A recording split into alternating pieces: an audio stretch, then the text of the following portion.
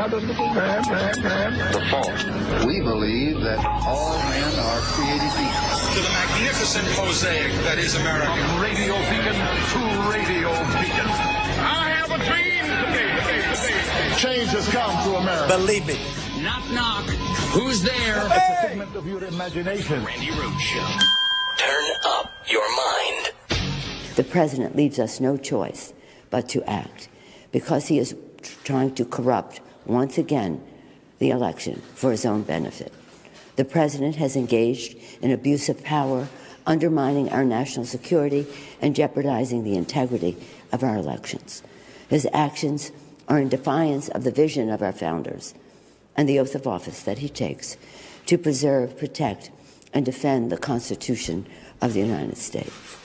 Sadly, but with confidence and humility, with allegiance to our founders and a heart full of love for America, today I am asking our chairman to proceed with articles of impeachment. I commend our committee chairs and our members for their somber approach to actions which the president had not made necessary. In signing the Declaration of Independence, our founders invoked a firm reliance on divine providence. Democrats, too, are prayerful, and we will proceed in a manner worthy of our oath of office to support and defend the Constitution of the United States from all enemies, foreign and domestic. Oh! So help us God. Thank you. Thank you. All right, everybody. Stand by for articles of impeachment, which are going to be drafted now, and this will not be the first draft that Donald Trump ever tried to avoid. Oh, no. Oh, hell no. So that was the official announcement this morning. Tonight on CNN at 9 o'clock, there will be a town hall with Nancy Pelosi answering questions from, reporters and I guess citizens. So we'll all tune in for that and see whether or not we can get a schedule, some sort of a schedule out of her about what is next. I know people are on standby to work this weekend. I know that the Intelligence Committee worked all Thanksgiving holiday. I don't believe there'll be a Christmas recess for some people because time is of the essence. Yes, because the thing that Donald Trump did is to try to influence an election, to dirty up a political opponent ahead of the 2020 election. And so here are the key findings of fact. We did not get to discuss them at all yesterday because the constitutional scholars were laying out the case for the Constitution supporting the impeachment of this here president for obstruction of Congress, obstruction of justice, and abuse of power, including bribery and other high crimes and misdemeanors. So I thought that was the most compelling piece of, broadcasting that could happen yesterday. I know the whole country is watching this. So we do not get to talk about the key findings in the report itself. The key findings in the report itself are devastating. And they're backed up by the testimony that we heard from Trump's hand-picked State Department officials. Yeah, like Bill Taylor, who was picked by Donald Trump after Rudy Giuliani smeared Marie Yovanovitch and got her fired for no apparent reason, except that his, clients, I guess, or associates, I don't know what the hell is going on with him, Parnas and Fruman wanted seats on the Naftogaz board, and Maria Yovanovitch was an anti-corruption. She was like Batman. I mean, she was a superhero when it came to anti-corruption, to advocating for anti-corruption policies, for furthering anti-corruption policies, for setting benchmarks for and that was not going to serve the agenda that was set out by the White House and Rudy Giuliani for the benefit of the White House and Rudy Giuliani. And so, therefore, she had to go. And so the person that replaced her was a Trump pick. It was a hand-picked person. Bill Taylor, hand-picked person.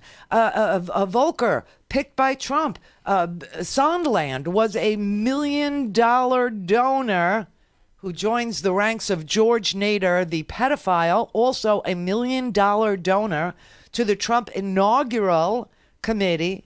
By the way, George Nader is in the news today, too. George Nader's already in jail. Who the hell is George Nader, Randy? Yeah, I know. It's a blast from the past. Remember the Seychelles meeting in the Indian Ocean, the Seychelles Islands with Eric Prince, Betsy DeVos's brother. Remember all that? Back channel to Russia, organized by this guy, George Nader, who turns out has tons of videos of young boys on his phone in sexual activities, which is gag-worthy.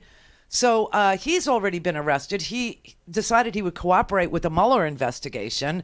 And so Nader is in prison, and Nader got indicted for 53 more criminal charges, along with 7 other individuals for funneling foreign money into an American election.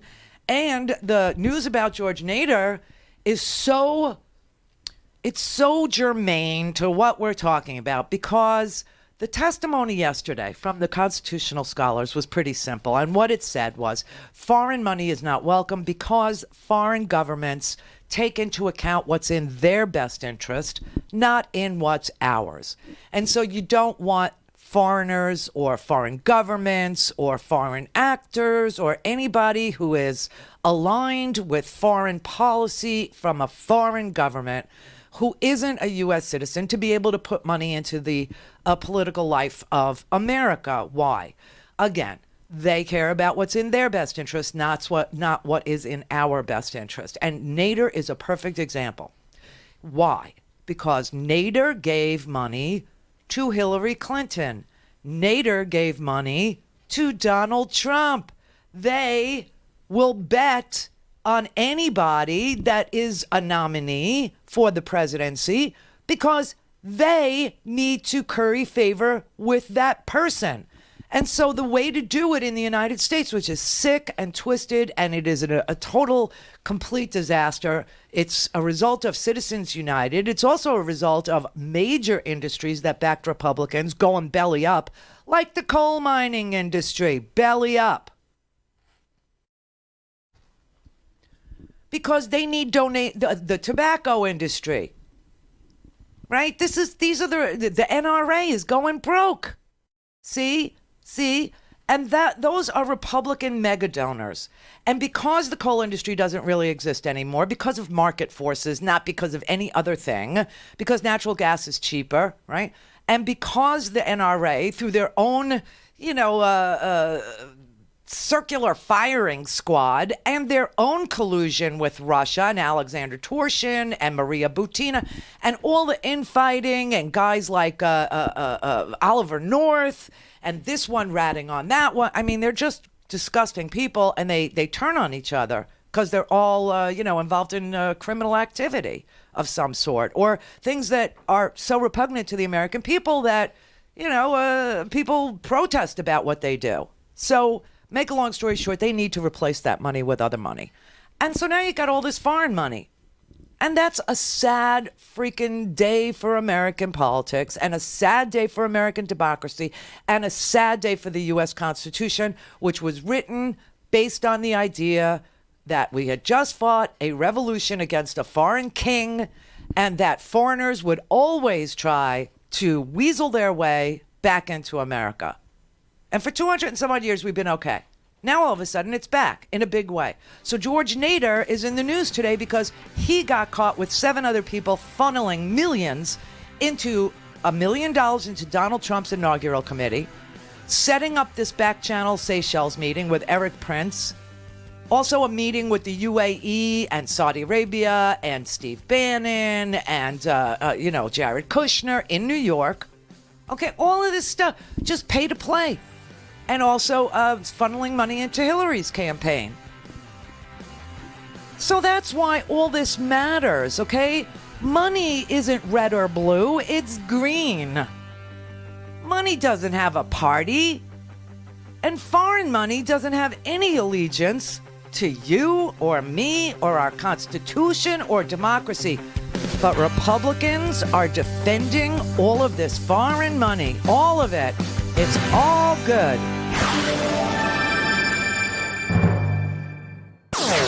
all things Randi at RandiRhodes.com. Go for launch. Speaking truth to power, the Randi Rhodes Show.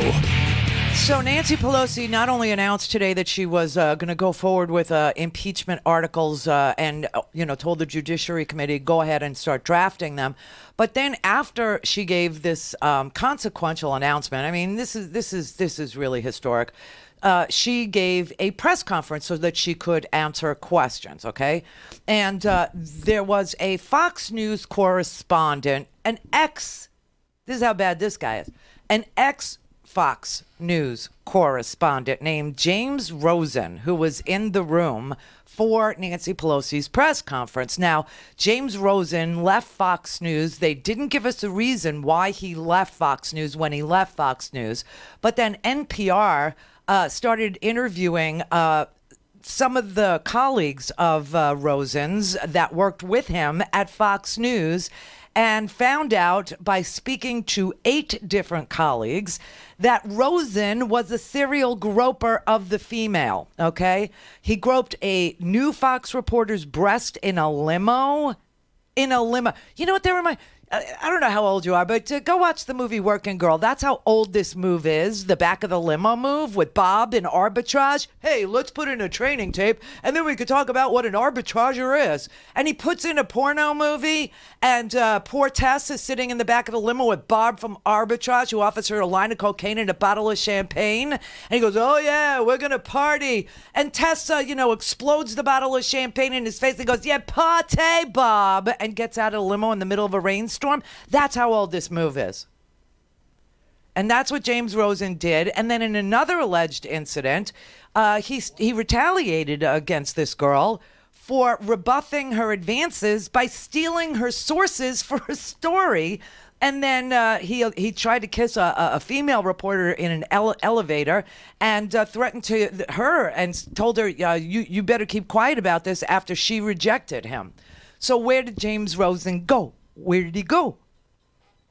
He went, that news network, that propaganda outfit that makes their reporters read from a script. They all have to say, and we've played videos of them simultaneously reading from the pro-Trump scripts, Sinclair Broadcasting. So that's where James Rosen works now. He works for Sinclair. Just like I imagine Gallagher, Eddie Gallagher, the one that just got pardoned for murder. He'll probably end up working as a mercenary for Eric Prince. Yeah. But James Rosen was in the audience. And James Rosen asked Nancy Pelosi, aren't you just moving forward with impeachment because you hate the president? And this really set her off. Because, as you know, Nancy Pelosi is really old school. And by old school, I mean she believes in democracy. She believes in the Founding Fathers documents. She believes in the Declaration of Independence. She believes in history. She believes in the Constitution. She believes in America. She just does. For that, she'll be mocked. But James Rosen asked her, aren't you just doing this because you hate him? I hate the president, Madam Speaker. I don't hate anybody. Representative Collins, reason I asked. Catholic house, you don't hate anybody, not anybody in the world.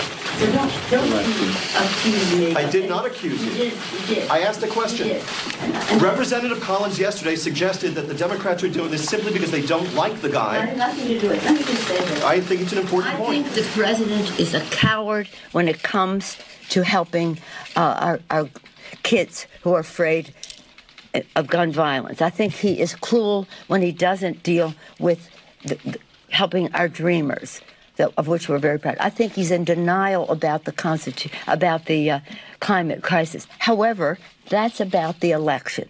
This is about the elect. Take it up in the election. This is about the Constitution of the United States and the facts that lead to the president's violation of his oath of office.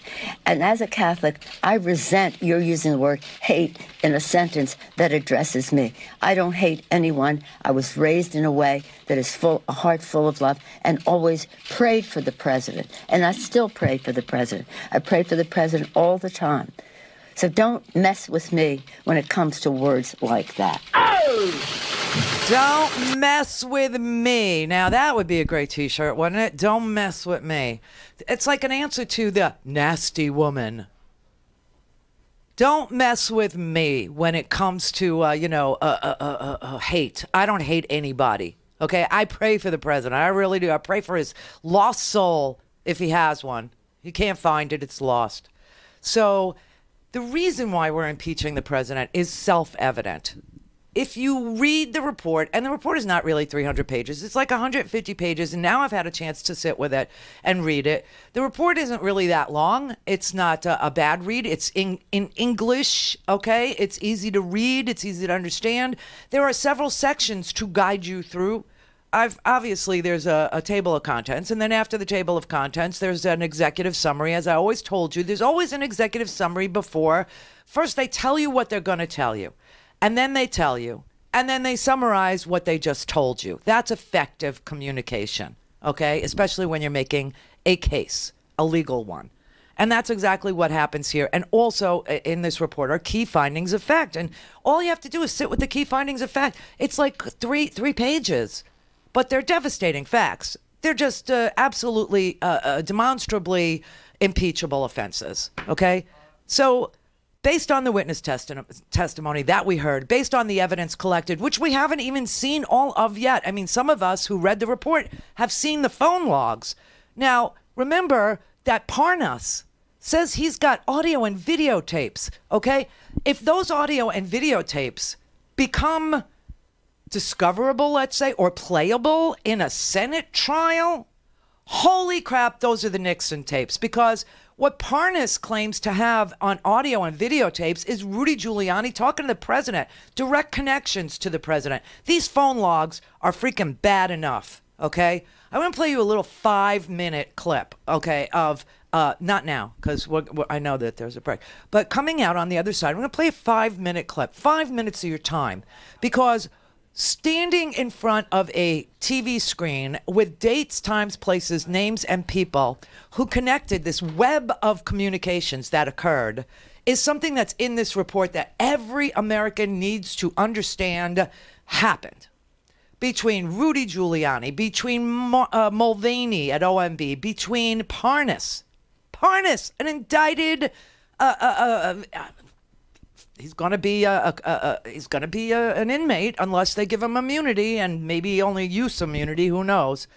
But there's this web of phone calls that is so, and it tracks with events that were testified to, the dates, the times, the places, right?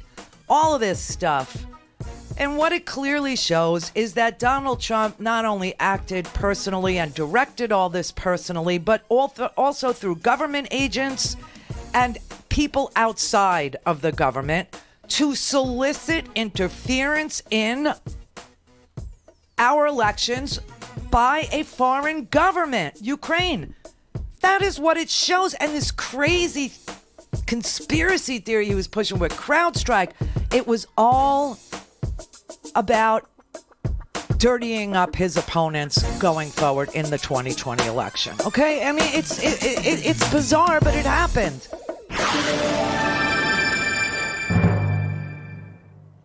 Call in, connect. To speak to Randi, call 561-270-3844. 561-270-3844.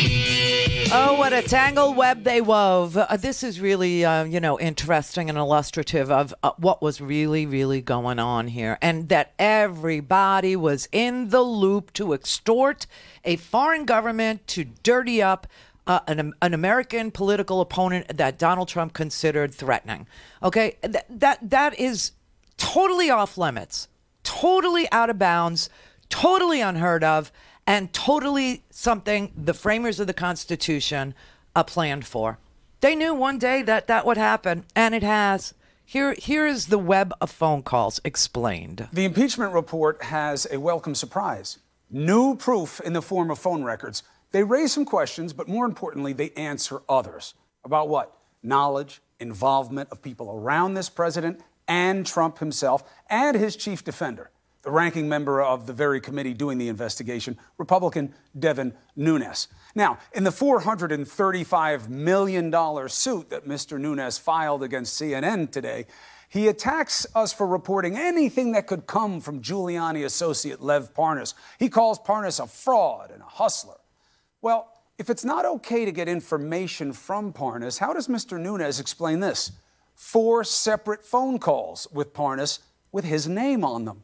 Why didn't he mention them when he kept arguing that there was nothing to any of this talk about Parnas and Rudy's efforts? Well, I guess the answer may be in the question. Regardless, it telegraphs a lot, and the timing is key. 2 rounds of phone calls, April 10, April 12. Why? Same time, Trump mouthpiece and Fox employee John Solomon starts publishing stories hyping the Russian-backed fiction. Ukraine actually messed with the 2016 election, not Russia. Solomon was working the phones with Giuliani. Giuliani was in touch with Nunez and Parnas, as well as the folks in the White House and the OMB. Mick Mulvaney still runs it. He's the acting chief of staff. They're in control of when the aid goes. That's early April. After Mueller's finding went to the DOJ, okay, early April, but before the full report came out. So the question is raised. So were they hustling to create a distraction from the Mueller report? Some suggestion that Ukraine is behind this election interference. Forget the Russia report. Then, less than 2 weeks later, on April 23rd and April 24th, another series of calls between Giuliani, Parnas, and White House officials. So one thing's for sure, this Parnas is not just some, guy on the outside who doesn't know anything. He's in there. Now we know that Rudy took credit for getting the U.S. ambassador removed, but the day she was ordered home, he talked to the White House 8 times, all right? The next day, Joe Biden officially announced he was running for the White House. That's all before you even get to the president's self-proclaimed perfect phone call with his Ukrainian counterpart. We now know for sure what the president wanted. The question for the Democrats is, can you show that that's why aid was withheld? Now, that takes us to August 8th. Mark Sandy at OMB, the agency that controlled the aid, remember, he testified. He says at about that time, Trump's political appointee at OMB took control of the money that was supposed to be going to Ukraine. Why? Sandy complained that the hold on that aid may be illegal. August 8th, Giuliani made some 19 calls or texts with either the White House or OMB. Around the same time, Sondland, Volker, Giuliani, they're talking deliverables with Ukrainians. Same time he's with OMB about who controls the money, they're talking with Ukraine about what they have to do to get the money. The only piece of evidence that muddies what seems to be a clear effort to pressure Ukraine to go after the Bidens and some conspiracy theory, if they wanted the money, is one phone call. This mysterious September 9th phone call where the president said all the right things to Sondland. Remember, he made those notes? Checked every box. He even used the Latin phrase that the whistleblower did in the complaint that wouldn't come out until later, but was already known about by the president. The intel report points this out. A call on September 9th, which would have occurred in the middle of the night, is at odds with the weight of the evidence, but more importantly, not backed up by any records the White House was willing to provide Ambassador Sondland. If that call didn't exist or whatever, is confused with another call, then what proof is there that this president wasn't doing exactly what it looks like? If Mueller had phone records like this, who knows what else he would have brought to bear in that probe. Now, they once again inform the obvious. This wasn't one perfect call. It was a highly imperfect alliance of lots of pieces, players, all in the service of a POTUS with a poisoned pursuit. One that appears to have started as a cover for the Mueller report and culminated with a president abusing his power by pressuring a foreign power to help him politically. And there you have it, by virtue of phone records, okay? Phone records. Now, if audio tapes are available of those phone calls that are recorded and have been turned over by Verizon and AT&T to comply with a congressional subpoena, then what we'll have are conversations between Lev Parnas, Devin Nunez repeatedly, Ambassador Sondland, Victoria Tensing, Mick Mulvaney, Rudy Giuliani, and what we think is the president's phone, a -1 phone number. You know how if you've ever traveled outside this country, when you want to dial the United States, you have to dial +1. Well, apparently there is a phone that's listed as a -1. And the belief is because that particular -1 number was also in the Mueller report and it was attributed to Donald Trump, there's a belief that the -1 number in these phone records are also Donald Trump's phone, which would put the president in the loop directly, and it would confirm the testimony that Sondland gave, where he said that the president directed him and everybody else in the loop to deal with Rudy Giuliani on any Ukraine matters. So let me make a few key points. First, Secretary Perry, Ambassador Volker, and I worked with Mr. Rudy Giuliani on Ukraine matters at the express direction of the President of the United States. We did not want to work with Mr. Giuliani. Simply put, we were playing the hand we were dealt. We all understood that if we refused to work with Mr. Giuliani, we would lose a very important opportunity to cement relations between the United States and Ukraine. So we followed the president's orders. Second, although we disagreed with the need to involve Mr. Giuliani, at the time we did not believe that his role was improper. As I previously testified, if I had known of all of Mr. Giuliani's dealings or his associations with individuals, some of whom are now under criminal indictment, I personally would not have acquiesced to his participation.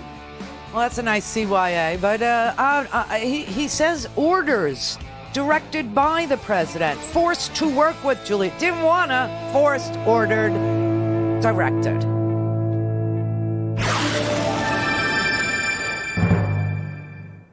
This is the Randi Rhodes Show. To speak with Randi, dial 561-270-3844. That's 561-270-3844. Okay, everybody. So check this out. This is what we're going to be doing here. Now through the 11th of December, right? Just for the next few days. We're going to do for Free Speech TV a 50-state challenge. Okay, I dreamt this up. Why?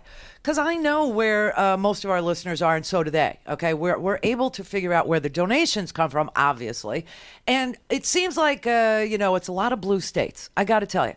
So to bring along the rest of the country, if you've never given to Free Speech TV before, now is your time. Why? Because the 50-state challenge means if you've never given before, and let's say you're in a red state, let's just say that, then you could actually put your state on the map by yourself. See that map there?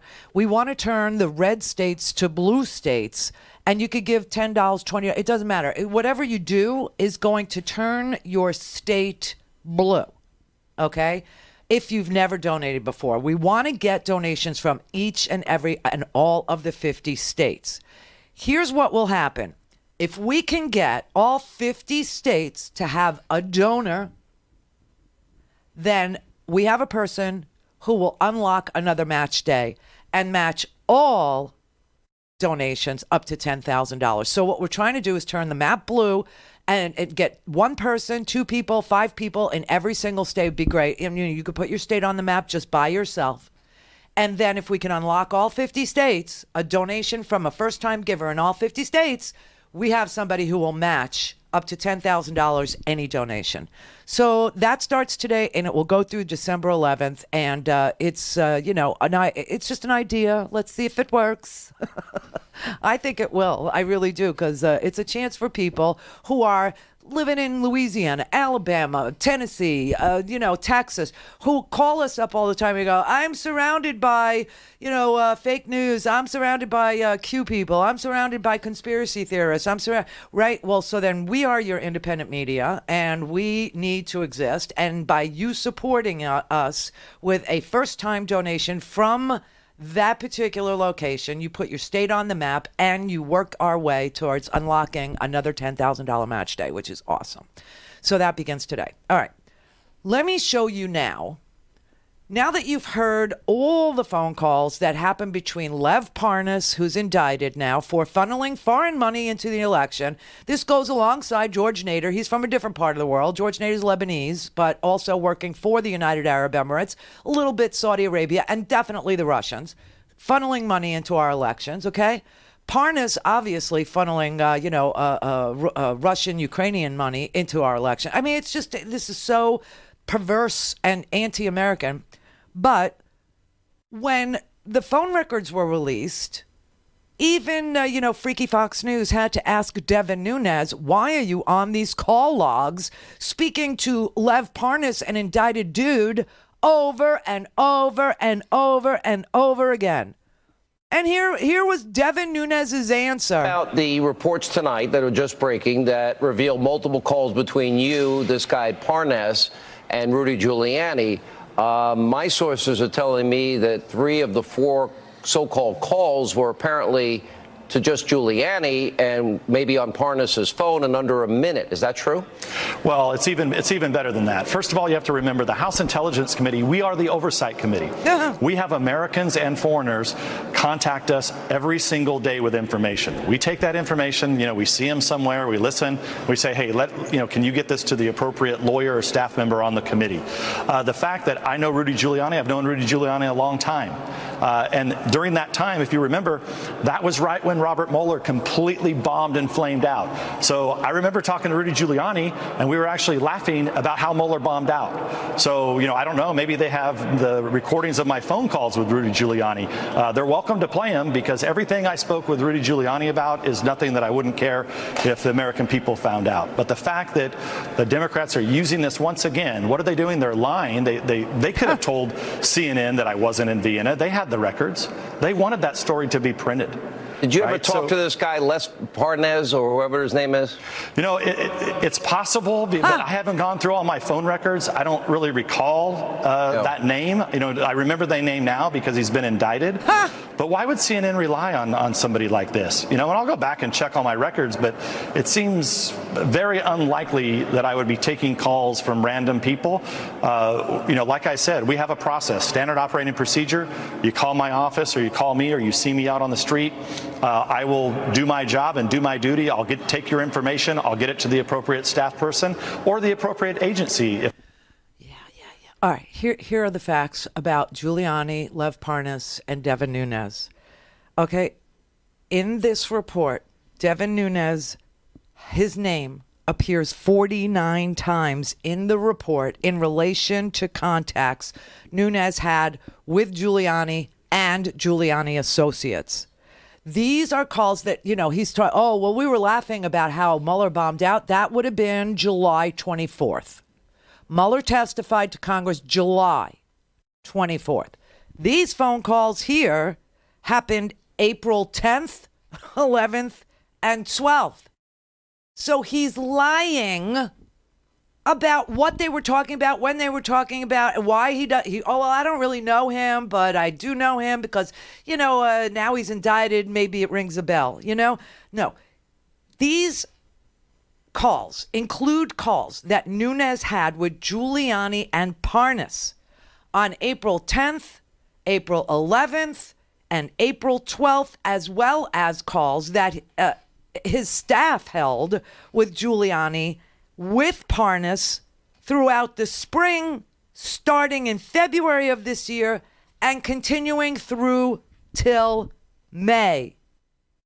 That's a lot of freaking phone calls with somebody who was indicted that you would say, maybe I know him. I only know him now because he was indicted. That's a lot of freaking phone calls. And what he's talking about with regard to CNN was an attorney for Lev Parnas confirmed that his client, Lev Parnas, helped arrange a meeting for Devin Nunez in late 2018 with a Ukrainian prosecutor who claimed to have evidence of wrongdoing by the Democrats. The lawyer's name is Joseph Bondi, and he told CNBC last month, not just CNN, but CNBC last month, that Nunez staff canceled a trip that was planned for Nunez to go to Ukraine with sources for dirt on Biden out of fear that Adam Schiff had become the Intelligence Committee chairman in early 2019 and he would learn of their plans. I mean, they just stand there and this man has had multiple phone calls. April 10, April 11, April 12. His staff is talking to Giuliani. His staff is talking to Parnas all through February, March, April, May. And so instead of Nunez and his staff making the trip themselves, they Skyped. Parnas set up Skype calls with Devin Nunez and the dirty Ukrainian prosecutors who wanted to promote a narrative that Ukraine interfered in the 2016 election to cover for Russia. And he's standing there going, well, maybe I know. I mean, come on, this is just craziness. This is mass madness. You have the ranking member on the House Intelligence Committee mentioned in the intelligence report. Devin Nunez needs to recuse himself, and not just from this. I mean, he had to recuse himself in Mueller, too, because he was the one that went to the White House. The White House gave Devin Nunez talking points and asked Devin Nunez to say that Obama spied on the Trump campaign. You have an attorney general now, Bill Barr, who says, yeah, I think there was spying. And on Monday, guess what we're going to get?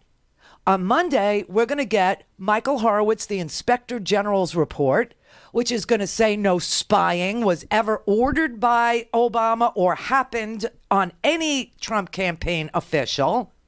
And you now have this guy Durham, that the crazy Cult 45 QAnon freaky people, the Trump 2020 people, these lunatics have been waiting for this prosecutor named Durham in Connecticut, who was handpicked by Bill Barr to look at whether or not the Russia investigation was opened properly.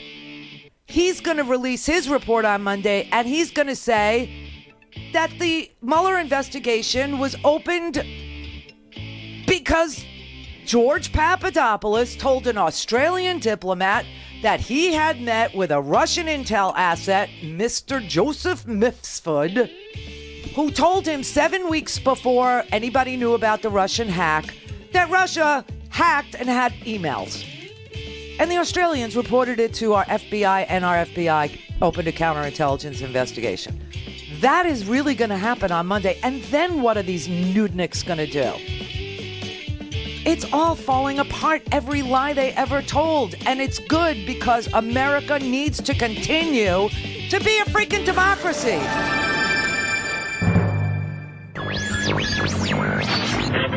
Mary had a little lamb. The fault. We believe that all men are created equal. To the magnificent mosaic that is America. From radio beacon to radio beacon. I have a dream today. Change has come to America. Believe it. Knock, knock. Who's there? It's a figment of your imagination. Randi Rhodes Show. Turn up your mind.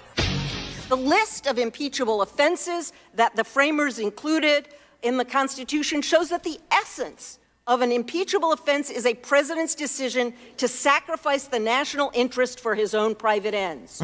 Treason, the first thing listed, lay in an individual's giving aid to a foreign enemy. That is, putting a foreign enemy's adversary's interests above the interests of the United States. Bribery occurred when an official solicited, received, or offered a personal favor or benefit to influence official action, risking that he would put his private welfare above the national interest. And high crimes and misdemeanors captured the other ways in which a high official might, as Justice Joseph Story explained, disregard public interests in the discharge of the duties of political office. Based on the evidentiary record before you, What has happened in the case today is something that I do not think we have ever seen before. A president who has doubled down on violating his oath to faithfully execute the laws and to protect and defend the Constitution. The evidence reveals a president who used the powers of his office to demand that a foreign government participate in undermining a competing candidate for the presidency. So that was from Stanford, Pamela Karlan, and she laid out impeachable offenses. Obviously, you had other, constitutional scholars testifying yesterday about what is and what isn't impeachable, and that the evidentiary record that has been developed so far clearly shows that the President of the United States not only withheld official acts of his office to benefit himself with and also a foreign adversary, Russia, by framing Ukraine for the CrowdStrike server being there, and also to investigate a political rival, an American citizen who is not even a political rival, Hunter Biden, Joe Biden's son. I have never heard of an American president asking a foreign government to investigate an American citizen without that American citizen being charged with something, and then asking the foreign government, if they knew when he was there that he was breaking this or that law. But see, Hunter Biden's never been accused of breaking or charged or indicted or filed against for breaking any law. And so you don't ask a foreign government to investigate an American citizen ever, and then you don't ask a foreign government to investigate the former vice president of the United States because he's running against you in 2020. You also don't ask a foreign government to accept a frame-up job that a foreign adversary, Russia, wants them to cop to, even though there is 200 pages of an investigation completed that clearly indicts and names Russian intelligence operatives and agents who did the hacking. So we have this crazy situation. Now, what about the obstruction? Okay, the obstruction is a huge deal, because not only did Donald Trump obstruct Robert Mueller when he asked Don McGahn to put a fake file into, a fake memo into the file saying that, nobody ever asked him to step aside. Nobody ever asked him to fire Mueller. Nobody. And what's crazy is Rudy Giuliani was around for that too. And so, lucky you, I save clips. I save all of them. I save tons of them. And this is one of those clips that, you probably pull and you say to yourself, I don't know, maybe one day I'll need this. Maybe one day I'll need to play this again. But this is one of Rudy Giuliani's it's like his first deputy, okay? And he is sitting on TV, and they are asking Rudy Giuliani about his involvement with, putting in fake stuff into the Don McGahn, asking Don McGahn to put fake stuff into a file and blah, blah.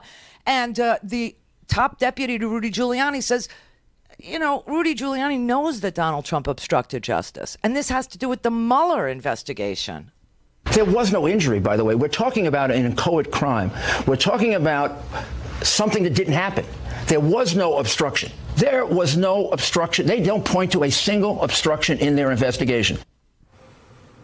Is that true? It's hard for me to listen to that, and that's not the person that I knew. Of course there was obstruction. The clearest example, and that's the easiest to understand, is what Mueller says, that the president instructed Don McGahn to put a false statement in the file saying that he wasn't ordered to fire Bob Mueller. That is the completed crime of obstruction of justice right there, nothing more. And if Rudy is saying, which he knows not to be true, that if there's no underlying crime that is eventually charged, you can't obstruct justice during the investigation, that's just blatantly false. It happens all the time in white-collar cases where there's an investigation and perhaps the person doesn't eventually get charged with what the investigators are looking into, but along the way he tries to tamper with a witness or conduct to that effect, and that's a completed crime for which he can and does get prosecuted very often. So that's Rudy Giuliani's top deputy, Jeffrey Harris. Back then, before we got the Mueller report, where we learned that Don McGahn was asked to put fake documents into the file saying, nobody ever asked me to fire Bob Mueller. Okay. So there's that obstruction. And then yesterday, during the testimony of the constitutional scholars, there was a question about the current obstruction of Congress. Have we ever seen a president, ever, Nixon, Andrew Johnson, Bill Clinton? Those are the three, Nixon was not impeached. Obviously, he resigned before they could draft the articles. Bill Clinton was impeached and Andrew Johnson was impeached. There was a trial in the Senate of Andrew Johnson, and Andrew Johnson was not removed by virtue of one vote.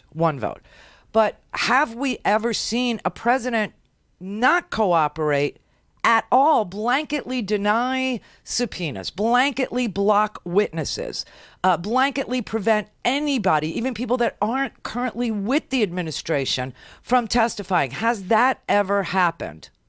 The answer was no. Professor Turley, you've studied the impeachments of President Johnson, President Nixon, President Clinton. Am I right that President Nixon allowed senior White House officials, including the White House counsel and the White House chief of staff, to testify in the House impeachment inquiry? Yes. And you're aware that President Trump has refused to allow his chief of staff or White House counsel to testify in this inquiry, correct? Yes, but various officials did testify, and they are remaining in federal employment. And that does not include the White House counsel nor the White House chief of staff, correct? That's correct. And am I right that President Clinton provided written responses to 81 interrogatories from the House Judiciary Committee during that impeachment inquiry? I believe that's correct. Sounds about right. And you're aware that President Trump has refused any requests for information submitted by the Intelligence Committee in this impeachment inquiry? I have, yes. Are you familiar with the letter issued by White House counsel Pat Cipollone on October 8th, written on behalf of President Trump, and in effect instructing executive branch officials not to testify in this impeachment inquiry? Yes, I am. And am I correct that no president in the history of the Republic before President Trump has ever issued a general order instructing executive branch officials not to testify in an impeachment inquiry? That's where I'm not sure I can answer that affirmatively. I mean, President Nixon, in fact, went to court over access to information, documents, and the like, and he lost. Well, Professor Turley, I would just, again, refer you back to the history that's been recounted by each of the distinguished scholars here today, because we know, as we recount these examples, that President Nixon did in fact allow his chief of staff and his chief counsel to testify, and this president has not. We know that President Clinton responded to interrogatories propounded by that impeachment inquiry, and that this president has not. At the end of the day, this Congress and this committee has an obligation to ensure that the law is enforced. I do want always corruption. So this is unprecedented. The two presidents you're most familiar with allowed for their White House counsels, their chiefs of staff to testify. They answered questions. All things Randi at RandiRhodes.com. Go for launch. Speaking truth to power, the Randi Rhodes Show. Oh, everybody, here is the President of the United States confessing. President, what exactly did you hope Zelensky would do about the Bidens after your phone call? Exactly. Well, I would think that if they were honest about it, they'd start a major investigation into the Bidens. It's a very simple answer. They should investigate the Bidens, because how does a company that's newly formed, and all these companies, if you look at, and by the way, likewise, China should start an investigation into the Bidens. Oh, my God. Because what happened in China is just about as bad as what happened with Ukraine. So I would say that President Zelensky, if it were me, I would recommend that they start an investigation into the Bidens. I mean, he's standing right there on the White House driveway telling you that he wants foreign governments to investigate American citizens. And what's really creepy about this whole NATO thing, he left in a huff because he is the laughingstock of the world. Everybody was, slapping each other on the back, rolling on the floor, laughing their brains out over this idiot of a president, this incompetent, incapable joke of a president.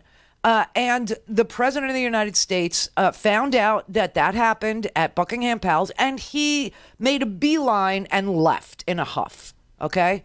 Left in a huff. That's how easily the bully crumbles, okay? But what happened at NATO that I thought was like so freaky was that Donald Trump, after he admits on the White House driveway that he wants China to investigate the Bidens, just like he wanted Ukraine to investigate the Bidens, he then says that he isn't going to make a trade deal with China until after the election. Is this part of the next election interference effort on the part of Donald Trump? Is this Donald Trump inviting yet another country in? Now, China, they are some serious freaking cyber warriors. But that is what he did at NATO. That's what he used his time for. This, you know, making us the laughing stock.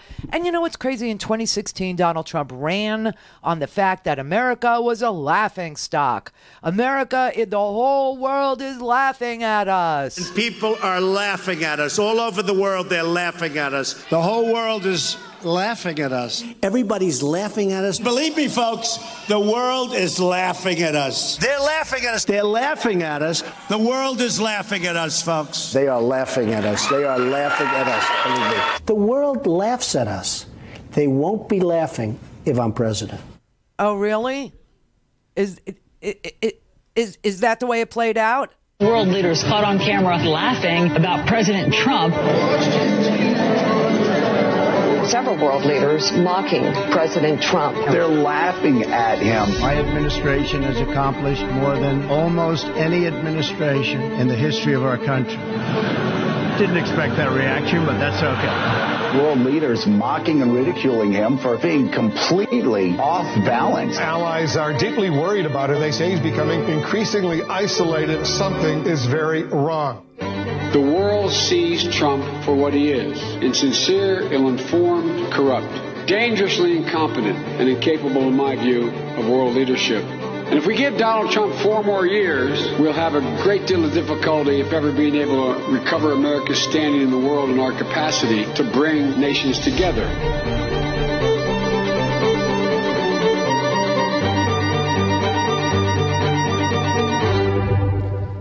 Oh, somebody hit him where it hurts. Oh! The whole world is laughing at us. The whole world was cracking up because this president is so unable to be a president. He is so ill-equipped. He is so without character, without principle, without knowledge. He's corrupt as all get out. And the whole world is like, there goes America. And laughing at us. Catherine in Baltimore, hi. Hi, I'm hoping that you can help me. I was doing some research this morning about the 10 poorest states in the country, which are in the South, and I looked up the legislature and governorships in those, and the majority of them are Republican. I'm talking about right now the 700,000 people who've been cut off food stamps. Yes. And I'm, you know, I just hit myself over the head as to why these people keep voting against their own interests. And I'm wondering, because if the DNCC or the, you know, in order for us to win back not only the Senate, but the state legislatures and the state governorships, when they go in with somebody, with a Democrat that's moderate, trying to, attract everybody, that's just not the place. I want them to go in, just like the Poor People's Campaign in North Carolina, and let's just really focus on this. They never put, every state that has put raising the minimum wage on the ballot, every state has voted for it. But they don't put that on the ballot in the southern states that are so poor. That's because they have Republican legislatures, and they don't want that on the ballot because that increases voter turnout. So exactly. So I'm trying to figure out how we can either get candidates in there that are going to talk directly to them instead of trying to be, this all over the place and attract, everybody. I don't know how many states did not increase the Medicaid extension. Extension, yes. Expansion. Yeah, it's all these poor states. And then I looked up and I found out exactly how much it costs taxpayers for taxpayers that make more than $50,000 a year. It costs $36 per year to pay for all the food stamp benefits, and it costs $6 a year to pay for all the rest of the entitlement programs. That's so interesting. Yeah, so I mean, these people in these poor states, even if they're considered middle class there, and they consider themselves, quote, Christian, unquote, you would think they would say, okay, I'm going to donate $42 a year to my brothers and sisters that, are struggling. But I just, I don't know if it's just all the money that the Republicans are taking. The case that you're making is, valuable for everybody to hear because it's true, and we all know it. The problem with the voting and the legislatures in the South, it is a very complicated problem that boils down to the fix is in those states with gerrymandering. The fix is in those states with voter suppression, with sending little postcards to people's houses if they move, and if they don't send the postcard back, then they don't get to vote. So there's that part of it. And then there's the other part where they love the fetus, but they don't want to feed the child. And then there's good old-fashioned racism.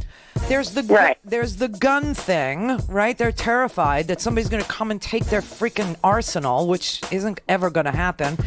And there's just strong and wrong and fandom. It's like this. It's like asking me, why am I still a Miami Dolphins fan? Call in, connect. To speak to Randi, call 561-270-3844. 561-270-3844. I believe that impeachment is warranted whenever the president abuses his power for personal benefit or to corrupt the democratic process. Did you write an article entitled "It's Hard to Take Impeachment Seriously Now"? Yes, I did write that article. And in that article, did you write? Hold on, I'm limited on time. So I wrote did you that write article.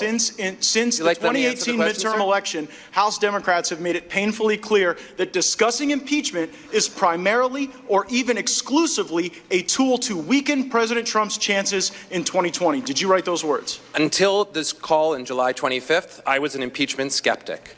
The call changed my mind, sir, and for good reason. Thank you. I appreciate your testimony, Professor Carlin. You gave $2,000, or you gave $1,000 to Elizabeth Warren, right?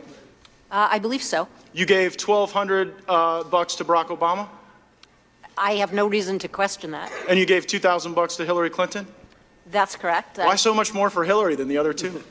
Because I've been giving a lot of money to charity recently because of all of the poor people in the United States. Well, those aren't the only folks you've been given to. Wow, he got handed his rear end. And you know what's really interesting is Matt Gaetz from Florida. Sorry, we put this state. Sorry, it's shaped this way for a reason. Yeah, Matt Gaetz must have been sleeping through Noah Feldman's opening statement, where he explicitly said that he was not for impeachment until this phone call, the memo of the transcript, was made public. You were somewhat of an impeachment skeptic. I was. What's changed for you, sir? What changed for me was the revelation of the July 25th call and then the evidence that emerged subsequently of the President of the United States, in a format where he was heard by others and now known to the whole public, openly abused his office by seeking a personal advantage in order to get himself reelected and act against the national security of the United States. And that is precisely the situation that the framers anticipated. It's very unusual for the framers' predictions to come true that precisely. And when they do, we have to ask ourselves, someday we will no longer be alive.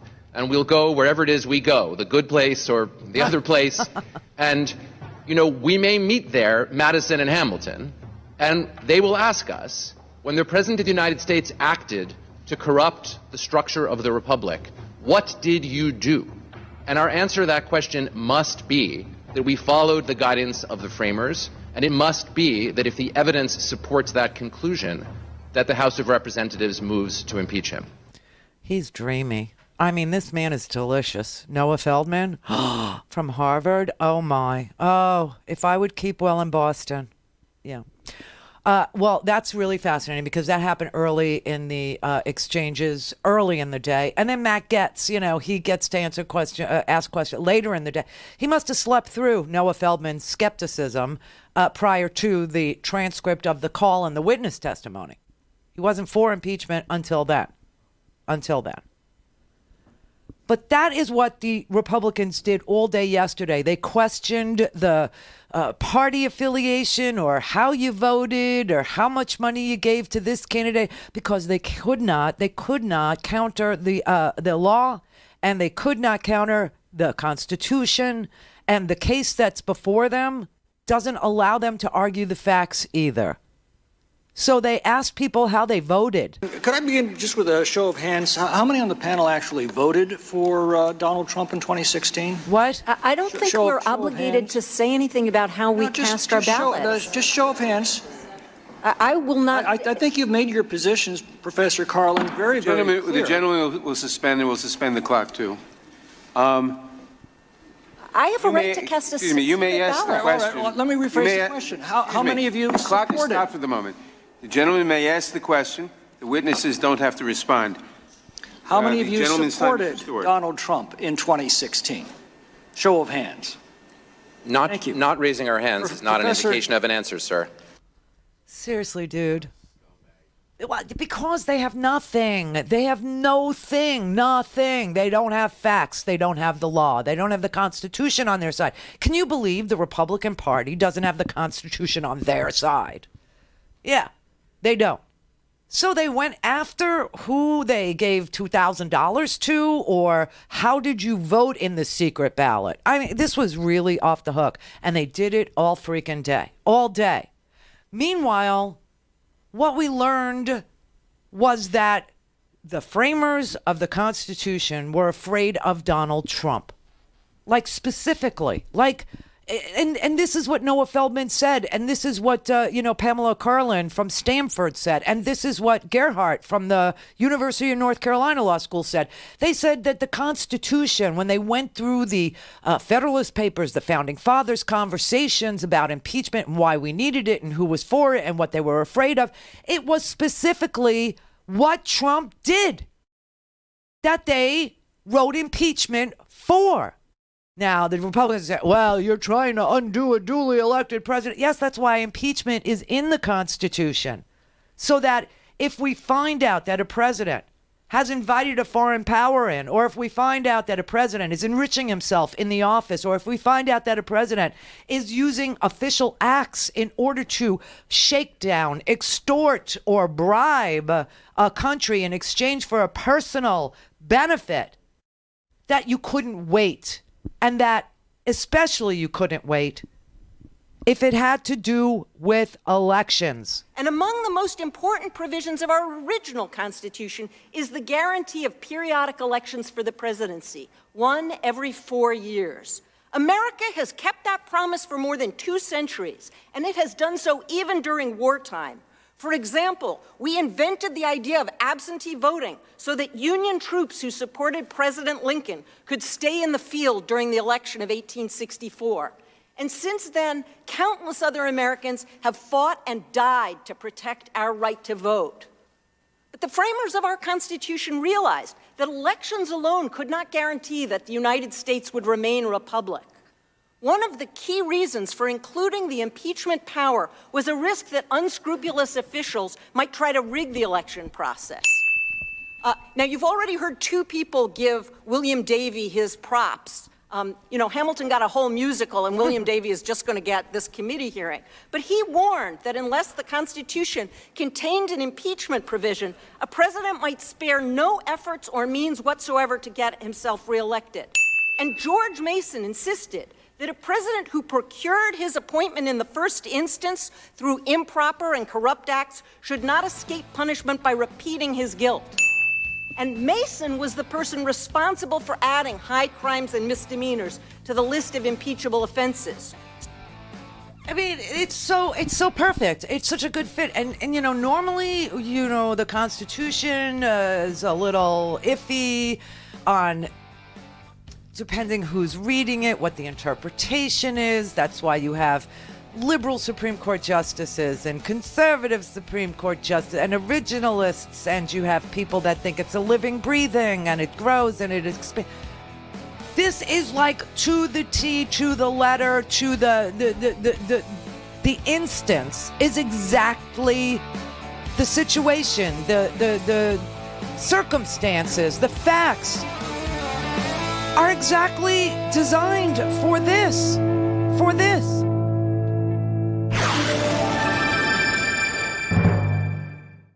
This is the Randi Rhodes Show. To speak with Randi, dial 561-270-3844. Yeah. That's 561-270-3844. Okay, so now I'm really excited because every night after the show, I will get the results of this 50-state challenge. I actually, thought this up, okay?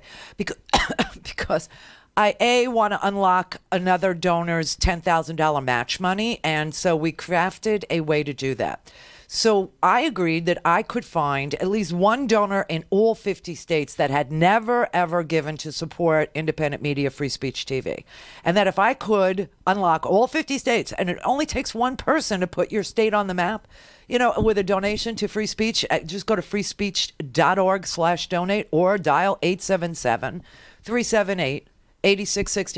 If I could get one new donor in every one of the 50 states, then this match person will put up $10,000 in match any donation after I unlock the 50 states. So now after the show every day, I'm going to get a list and figure and try, you know, like it's exciting now. So now it's like it's a game. This is fun. This is my fantasy football, okay, is what it is, because I'm a democracy dweeb, is what I am. An AV squad member. I was so excited yesterday. They started using video clips. Wasn't that fun, everybody? Video clips of previous testimony. I never understood why they didn't do that before. But now you can see when people are lying in real. I wonder if they'll employ that technique in the Senate. I really do, for the trial, the all-important trial. But we'll see. Ralph in Louisiana. Hey, Ralph. Hey, Randy. How you doing? I'm good. Can you hear me now? Yes. All right, good. Excuse me, I'm a little nervous. I'm a long-time listener. I'm kind of worried about the impeachment for the simple reasons that it seemed like none of the witnesses actually had first-hand knowledge. It was all things that they heard, and I'm also concerned about. It's awesome what Adam Schiff did to Nunez with the numbers, but I'm just worried that what if the Senate go ahead. The Senate it subpoenas Adam Schiff's own records, and he showed that he was in contact with Eric Ciaramella, the whistleblower. Wow. So I was just worried about that. Well, it's going to take 51 votes to get any witness, and I just somehow doubt that Mitt Romney or Senator Burr are going to go along with turning this into a circus. I don't see that. I just don't see that happening. You need 51 senators to vote, for procedures and for witness lists, right? And I just don't see Susan Collins or Lisa Murkowski or Mitt Romney voting to turn this into a freaking circus. I just don't. So, do you see if they subpoena Biden? Is he forced to in the Senate? Is he forced to go testify if he's subpoenaed? Yeah, unless they obstruct Congress the way that Trump does. Yes. Oh, I got you. Yeah. Okay, so if he's subpoenaed, he has to. Yeah. He has to testify. Under our law, yes. Under the Trump administration, nobody has to do anything. Right. I got you. Yeah. Okay. Well, thank you for taking my time. Sure. Yeah. Does anybody really think, I mean, it like I said, they got, 53 senators? So you would have to get Lisa Murkowski, Susan Collins, Cory Gardner, Mitt Romney, to all go along with subpoenaing people that are not relevant to what Donald Trump did? obstruct justice, abuse his power, order Rudy Giuliani or Mick Mulvaney, who freaking Mick Mulvaney confessed on the TV. You know, we're not dealing with the unknowns, okay, of a case.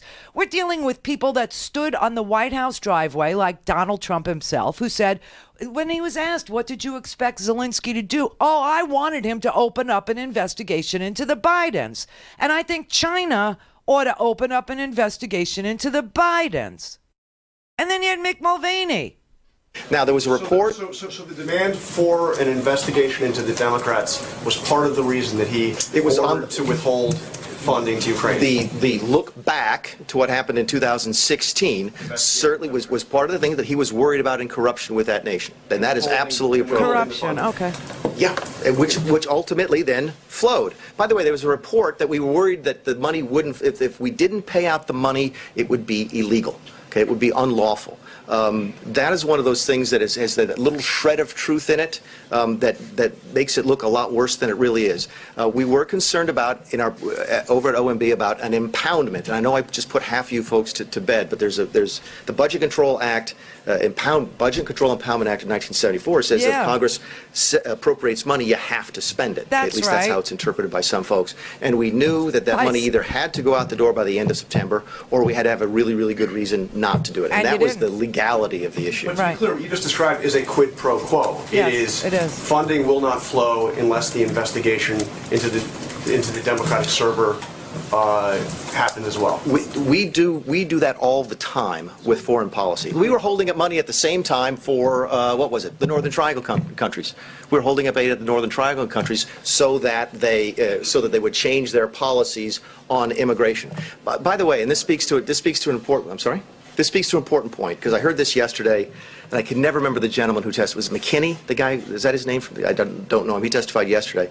And if you believe the news reports, okay, because we've not seen any transcripts of this. The only transcript I've seen was Sondland's testimony this morning. Mm-hmm. If you read the news reports and you believe them, what did McKinney say yesterday? Well, McKinney said yesterday that he was really upset with the political influence in foreign policy. That was one of the reasons he was so upset about this. And I have news for everybody. Get over it. He confessed. Now, aid that we hold up for, like the Northern Triangle, like Honduras, and that is not military aid. That is security aid or foreign assistance. That is not military aid. Number two, we never said to Honduras or Nicaragua or El Salvador that you have to take a blame for Russia's hacking or we're not releasing aid. So these are not connected things. But the question of corruption, Well, it seems to me that yesterday, Manu Raju from CNN asked Doug Collins of Georgia, why didn't the president insist on any or promote any anti-corruption measures? Why didn't he advance any anti-corruption measures? Why didn't he mention corruption or anti-corruption on any phone call with Zelensky? Yes. You keep saying that the president was concerned about corruption, but in neither of those phone calls he mentioned the word corruption. Why didn't the president mention the word corruption and instead ask the Ukrainian president to investigate the Bidens? Well, that's almost like saying, why don't you ask, frame your questions differently. He said this is what he wanted to look into. He said, help us as a country because we're trying to heal. We've had, as Mr. Jordan said earlier, and did a great job of it, we had just come off the Mueller hearing, which was most all of you covered and found to be a total disaster for the impeachment narrative that the Democrats have been saying. What we're simply saying here is that the issue was what happened on that call. And then there became all these stories from the whistle. He never answers it. I could play the whole thing. He never, ever answers why the president never advanced, promoted, asked for, or even mentioned the word corruption or anti-corruption.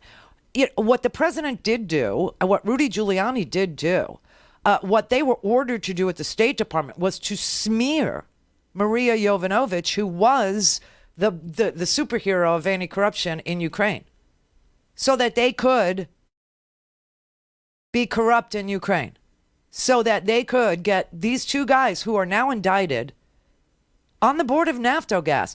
And, there's testimony about that, too. And I'm sure that Andrew Favorov will be a name you will become very familiar with. But they were saying, we're going to make you the president of Naftogaz, the CEO, and by the way, we're going to get rid of the U.S. ambassador? They alluded to the fact that the ambassador was not aligned with the interests of, or she will be changed. Honestly, I didn't take it seriously at first. You know, you hear all sorts of crazy stories, but you know, when it starts panning out and when it started happening and you start hearing about this is actually going to take place, and then it actually took place, that's when it was just a moment of wow. For me.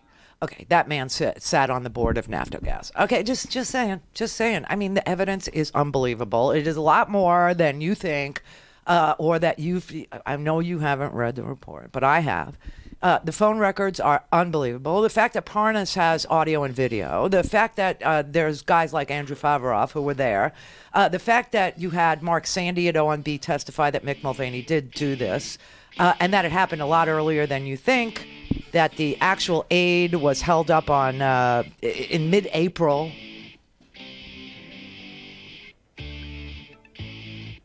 No, I'm sorry, July 3rd. I got that wrong. July 3rd, the aid was held up. The phone call wasn't until the 25th. By that time, Ukrainians were in meetings in the White House, and they were asking John Bolton, remember? They asked John Bolton, you know, what's going on with the aid? So they knew. I mean, every single excuse that they have. Devin Nunez was part of it. The phone records show it. This is a corrupt Republican Party. It's being corrupted by a criminal, Donald Trump. And just like Jonathan Turley testified back in 1998, criminal behavior is contagious. Fascinating. Should introduce articles of impeachment. This is a very sad day, I think, for our country. It's something that I would hope we could have avoided, but the president's actions made it necessary. You cannot violate the Constitution in full view. The facts are clear. They were presented by the people who had access to the situation. Facts are clear. The Constitution is clear. The president violated the Constitution. And so I think it is important for us to proceed. If we were not to proceed, it would say to any president, any future president, whoever she or he may be, Democratic or Republican, that our democracy is gone. The president is king. He can do whatever he wants in violation of the law, in ignoring the acts of Congress, undermining our system of checks and balances. See, that's the issue, right? Isn't that the issue? The issue is that in clear, plain sight, Donald Trump breaks the law, admits to breaking the law. Rudy Giuliani breaks the law, tweets that he's still breaking the law. And it is our job to say that you can't break the law. And it's really that simple, that the president is inviting foreign help into our elections again, that Rudy Giuliani, you know, idiot boy, is in Ukraine right now doing exactly what the quid pro quo is. Telling Ukraine, he tweeted this yesterday, he was tweeting to the United States of America, and he was telling the people in America that he was over in Ukraine shaking down dirty Ukrainian prosecutors, dirty Ukrainian KGB agents in Ukraine, that he was sitting with them and tweeting out pictures of him sitting with them in order to get dirt on Biden, which is the quid pro quo. So, I mean, you know, listen, I'm just glad Rudy is not under investigation for murder. I'm glad the president isn't under investigation for murder, or else they would go on a killing spree to prove that they're not murderers. This is mass madness, you know? I mean, here you have an allegation that corruption in Ukraine meant to the president, the Bidens. And that's ridiculous. That's ridiculous. But now you have Rudy in Ukraine trying to dig up dirt on the Bidens. And if that seems insane to you, it's because you're not Rudy Giuliani. If it seems insane to you, it's because you're not Donald Trump. It even seems insane to Matt Gaetz, who said last night it was weird that Rudy Giuliani was in Ukraine. Let's deal with the new fact. Rudy Giuliani, we presumptively now, in Ukraine, meeting with people. You can talk about the company that he's keeping. I'm not really that interested in it. But he puts out a tweet that says what's on the screen. If you can't see it, I'll read it right now. He says Schiff's impeachment is a farce because, one, there was no military aid withheld. Oh, my God. Two, the conversation about corruption in Ukraine was based on compelling evidence of criminal conduct by then VP Biden in 2016 that has not been resolved, and until it is, will be a major obstacle to the U.S. assisting Ukraine with its anti-corruption reforms. Congressman, is Rudy Giuliani saying, if it wasn't clear enough already, if Ukraine doesn't do what we want on corruption, which is Biden, as is clear in his tweet, you're not getting help from the U.S.? I think it's fair to say that you've got to engage in anti-corruption efforts in order to get anti-corruption assistance. But I'll be honest with you, Chris, I think it's a little weird that Rudy Giuliani's over in the Ukraine right now. And I'm not here to defend Rudy Giuliani. You know, there's apparently an investigation going on, and that'll go where it goes. But the Rudy Giuliani I know is the Rudy Giuliani who, like, fought the mob when it wasn't a popular thing to do. He's someone who put his life on the line in 9/11. And so if there's anyone that ought to maybe get the benefit of the doubt, it would probably be Mayor Giuliani. I don't think Giuliani's the problem. It's who sent him, Congressman. Who's paying him? Hello. Why is he there? If this is just a logical extension of foreign policy, as you guys argue all this was about, then why is Mayor Giuliani involved at all? I don't know. You must say know, that I take because good you need to argue testimony. it to defend the president. You must know. Yes, you must know. You have to have the answer to that question, Matt Getz from Florida. You must have the answer to that question. Now, I will tell you that Rudy Giuliani yesterday tweeted out that that the trip that he was on to deal with these dirty Ukrainians, and I'll tell you who these dirty Ukrainians are. One is a KGB agent. Seriously, went to KGB school in Moscow and is the father of a murderer. And the others, one other one that he met with just got arrested today. I mean, listen, this is so sick, but Rudy Giuliani made the direct connection between Donald Trump and himself in this tweet. He called the trip to Ukraine to dig up dirt on the Bidens, quote, work being done by a lawyer defending his client. So he's saying that Donald Trump is his client. So that's important. Okay? And the other part of his tweet said, and this is devastating, this might be his insurance policy, quote, the President of the United States, I can tell you this, is asking for this. So that is a direct connection between the White House, the President of the United States, and Rudy Giuliani, who is meeting with some of the most corrupt Ukrainians from the old regime. He had a confab yesterday, and he's been tweeting out photographs with a pro-Russian Ukrainian member of parliament named Andriy Derkash. He is a former member of Viktor Yanukovych's Party of Regions. He insists that Paul Manafort was set up, right? And also a guy named Kulyk, Konstantin Kulyk, who is also a notorious corrupt Ukrainian official. Obviously, he's meeting with Mr. Lutz, and he's meeting with Viktor Shokin. And he's tweeting out these photographs of himself. He has an active interest in doing the quid pro quo. He is literally tweeting out, hey, Ukraine, no assistance by order of the president. The president is asking for this unless you announce an investigation into the Bidens ahead of the 2020 election. What is wrong with this man? Again, let's just be grateful that, well, see, I don't know what it is. Are they just being in your face? Or can't they stop themselves from committing crime? I don't know. But there is a photo yesterday of Rudy with a Ukrainian stooge named Andriy Derkash, whose father is a murderer. And Andrei attended KGB school, seriously, the KGB School of Higher Learning or whatever they call. And he has an ultra serious, I have the goods.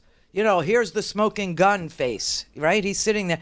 And he looks like one of those lunatics holding up like a Bigfoot poop. that he found in the woods as evidence that Bigfoot exists. Do you know? I mean, it's so either they're living in a fantasy world, him and Trump, or the enough of the Republican base is living in a fantasy world that it's okay for them to pretend it's real. I don't know if they've done so much disinformation that they believe their own disinformation, but this is like fantasy paradise where Rudy and Donald are, revered as gods. This world of disinformation. I mean, this is like their fantasy world. Okay, you want to hear what their fantasy world is? The streets are clean because Adam Schiff and Nancy Pelosi have cleaned them with a toothbrush by order of the President of the United States. I mean, this is sick. This is really twisted. And by the way, Rudy Giuliani is using an unsecure phone. I wonder if it just has, call forwarding to the GRU. I wonder if it just forwards to Russian intelligence when he dials -1. I don't know. This is the least secure method of communication possible outside of, just conferencing in Vlad. Or forwarding them to the correct recipient in the GRU. I mean, this is so amazing. This is so sick and sad. And then on top of it, you've got the cancellation of food stamps for Christmas.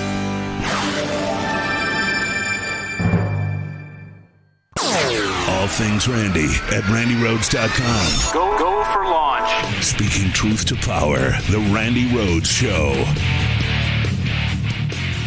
If you wake up the day after Election Day 2020 and exit polls show that impeaching President Trump helped him get reelected, would you have any regrets? No, this isn't about politics at all. This is about patriotism.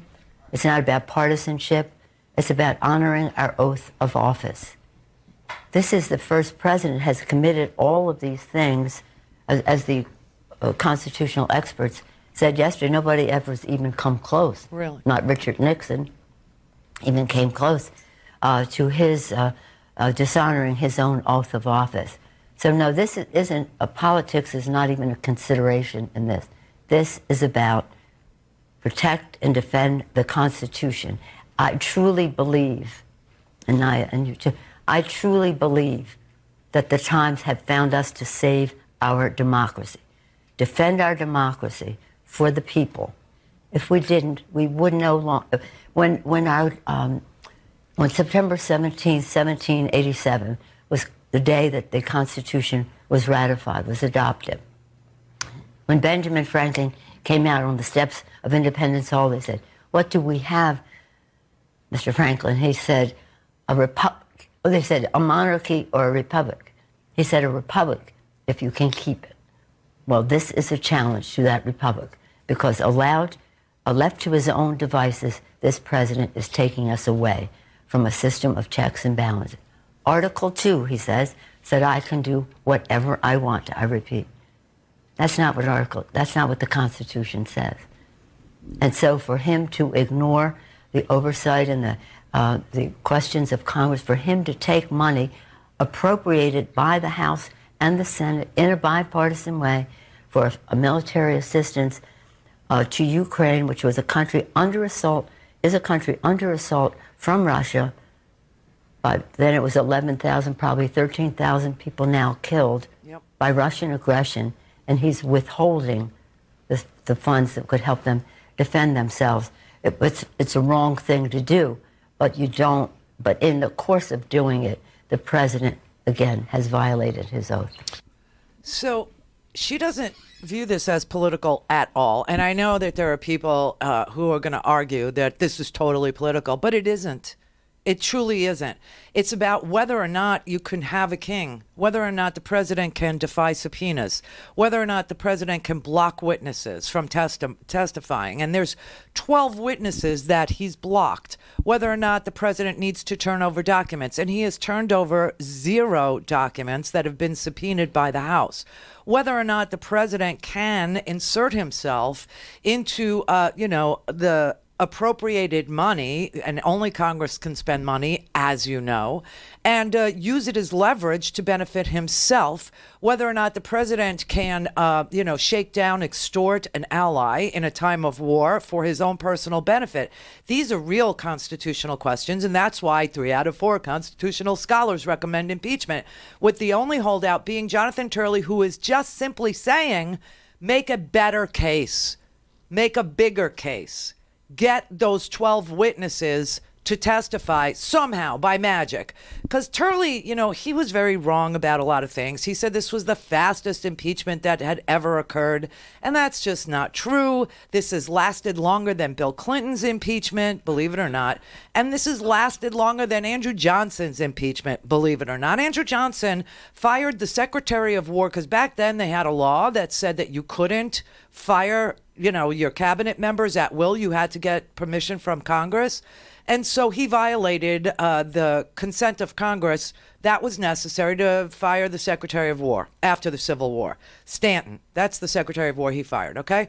And 3 days, he did that on a Friday. I hope this is helpful. Johnson did that on a Friday, and by Monday he was impeached. So that was 3 days. I mean, some of the stuff Turley said was just patently not true. I don't know if he was confused or if he was making an effort or if he wasn't making. I don't know what the deal is. I like Jonathan Turley. I do. He's like me. He's a contrarian, okay? He likes to argue anything, But I do believe that he's got a respect and admiration for the Constitution. I do. And so I don't want anybody to think that I'm trashing Turley. I'm not. But he was incredibly wrong about the speed of this, about not going to court. Of course they went to court. And the courts have ruled against Donald Trump repeatedly. They ruled against him in the financial documents cases. Capital One was told that they had to turn over his financial documents. Also, Mazars was told. Also, Deutsche Bank was told. Don McGahn was told that he had to testify. And this is how long we've been waiting for Don McGahn, since July when Mueller testified. Okay, so and we also know President Trump perjured himself because Mueller did testify to that. When Val Demings of Florida asked Mueller whether or not Donald Trump was credible in his written answers, Mueller said generally no, meaning he lied over and over again. And also this Article 2 thing, she's right. He keeps telling you he could shoot somebody on Fifth Avenue. He keeps telling you he can do whatever he wants. He keeps And by the way, with regard to these witnesses, you know how the Republicans are arguing, oh, he's protecting executive privilege. He hasn't exerted executive privilege over any document, over any member of his cabinet, over his White House. He has not. And the only person who could claim executive privilege is the executive. It's not like, I work for Trump for 2 days and then somebody wants to question me and I say, oh, I'm claiming executive privilege because I talked to the president. Only the president can say that. I can't. You can't. No one can. So this is all bull. Then I have an Article 2 where I have the right to do whatever I want as president, but I don't even talk about that. It's a thing called Article 2. Nobody ever mentions Article 2. More importantly, Article 2 allows me to do whatever I want. Article 2 would have allowed me to fire him. So it sounds but like I wasn't going to fire. You know why? Because I watched Richard Nixon go around firing everybody, and that didn't work out too well. So, very simply, Article 2 would allow me to do. I could have done anything I wanted. I don't even bring it up because we don't even get there. Absolutely, I have Article 2. It gives me all of these rights at a level that nobody has ever seen before. We don't even talk about Article 2. What is he talking about? He doesn't talk about Article 2. There he is talking about Article 2 over and over again that he says he doesn't talk about, which, by the way, in his interpretation of the Constitution, allows him to do whatever he wants. That's Richard Nixon. Well, if the president does it, that means it's not illegal. Unanimous decision from the Supreme Court. Turn over your freaking tapes. Now, even Richard Nixon allowed his White House counsel to testify. You know how we know that? Because he's on TV all the time. John Dean was Richard Nixon's counsel, and he testified. Alexander Butterfield testified. Is there a taping system in the White House? Yes, sir, there is. Hello. That led to a court, inquiry whether or not they could subpoena the tapes. The court said unanimously, the Supreme Court, of course he has to turn over the tapes. For Pete's sake, for the love of Jesus. You know why? There is no privilege you can exert if there is a crime or a fraud occurring. Guess what it's called? The crime-fraud exception. Duh.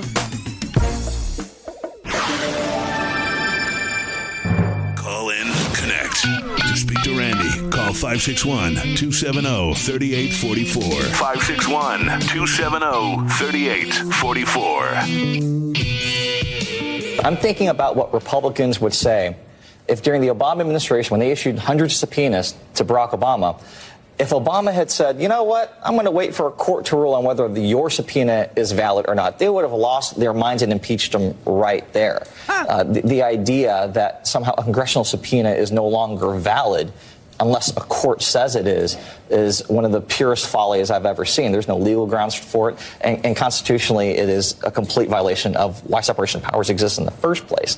And so, again, But your committee did have some problems with getting the Obama administration and the Attorney General to comply, right? Yeah, and when they did, we held them in contempt, sued them, and the court upheld our congressional authority to issue those subpoenas, which is exactly what any court will do and has continued to do throughout all of this entire process. What I wish Democrats would do a better job of is when Republicans are up there, and you heard this, almost every single Republican launch into a statement before asking a witness a question, they would go on about how there's no first-hand witnesses here. I wish that every Democrat would respond with, well, if you want a first-hand witness, I assume that you want to see Rudy sitting here, Pompeo sitting here, Bolton sitting here, and if you don't, sit down and shut up. Seriously, dude, if you don't want to see Mulvaney, if you don't want to see Pompeo, if you don't want to hear from Giuliani, if you don't want to hear from, Bolton, then just shut up about witnesses already. I will tell you that I really believe that there will not be 51 votes in the Senate to turn this into a circus by calling Adam Schiff and Nancy Pelosi and Joe Biden and Hunter Biden. I just don't think that there are 51, senators who are as crazy as Rudy Giuliani or Donald Trump. I just don't. I really don't. Even Matt Gaetz, is saying it is weird that Rudy Giuliani is out there tweeting that he's still after the quid pro quo, and he's tweeting that he's still extorting Ukraine into announcing an investigation into the Bidens. He's tweeting it. He's doing it. It's just very weird. It is weird. It's strange. So I just don't think that this will be the circus that Donald Trump hopes and prays it will be. Jim in St. Louis. Yeah, Randi. Hiya. Hi. One statement. If hate was the motivating factor for impeachment, the Republicans would have impeached Obama on day one. It's that simple. Well, he did have 8 years. I will say that day one, we had a Democratic House. So, but day 730-something, when we had a Republican House, that's the day they would have impeached him. But, obviously there was no scandal. He didn't violate the Constitution. No drama, Obama. Yeah, no drama, Obama, except for the tan pants and the beer summit. Oh, geez, you kidding me? Yeah. Yeah, and the fact Good hearing from you. And the fact that Trayvon Martin, could have been his son. Oh, what a horrible, horrible thing to do. Meanwhile, you've got this faux outrage about children. Oh my God!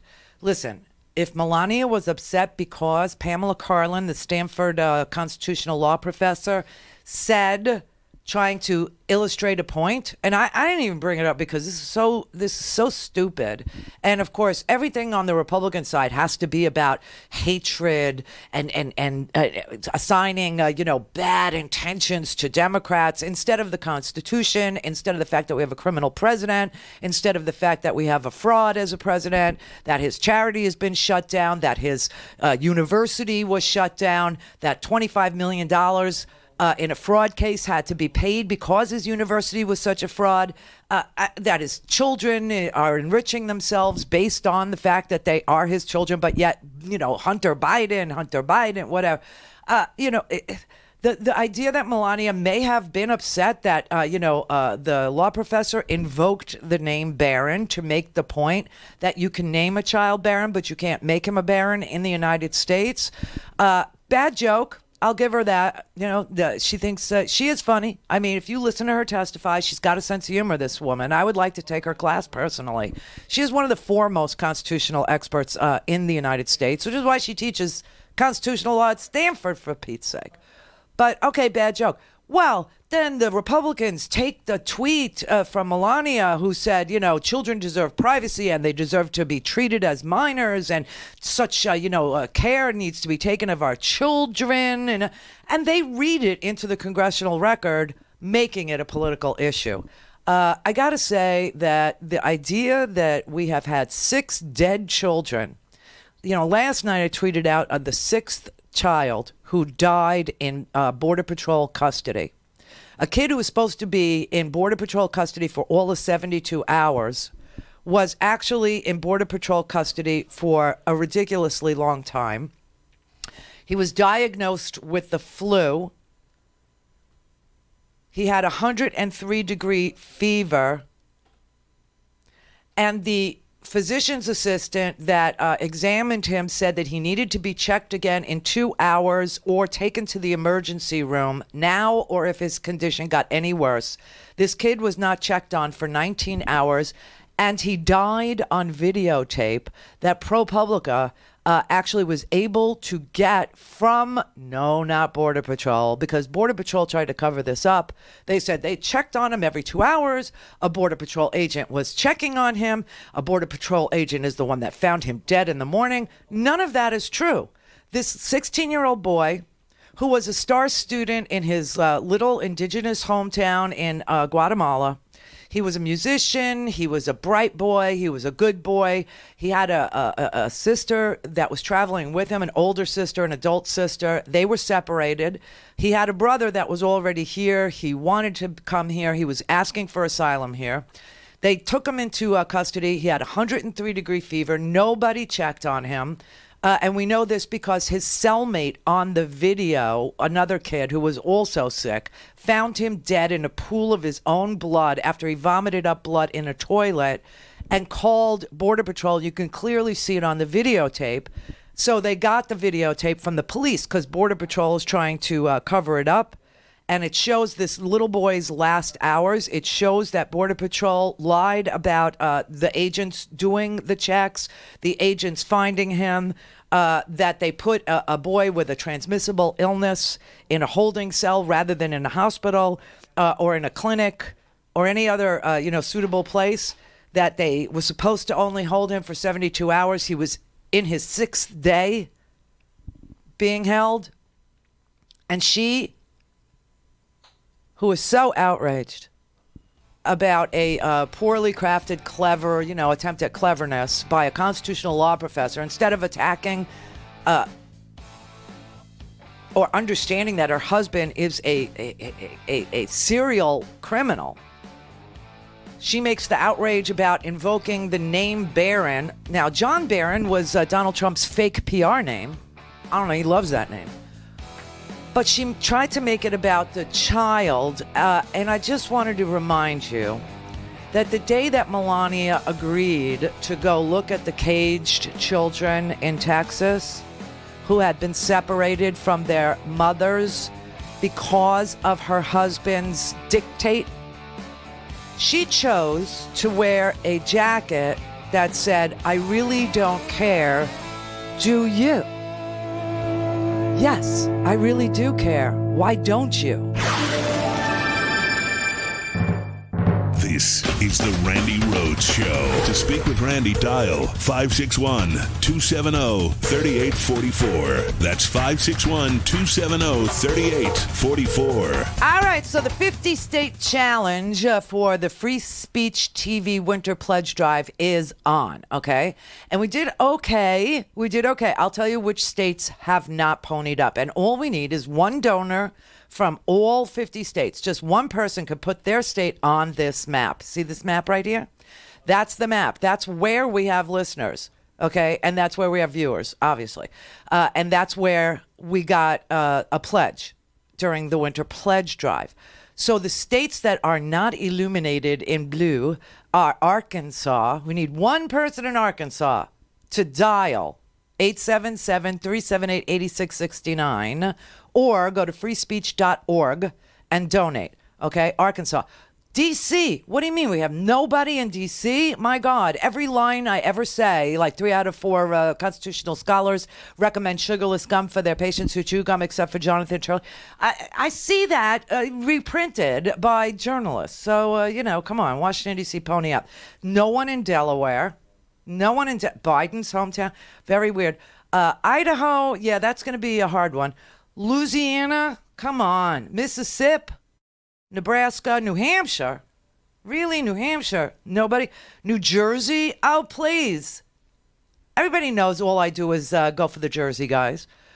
Nevada, Rhode Island, Tennessee, Utah, and West Virginia. And I know we have viewers in West Virginia. I've talked to you. So today is the day. Put your state on the map. Just make a donation today by either calling 877-378-8669 and put your state on the map for the 50-state challenge. Now, here's why it's so important to me.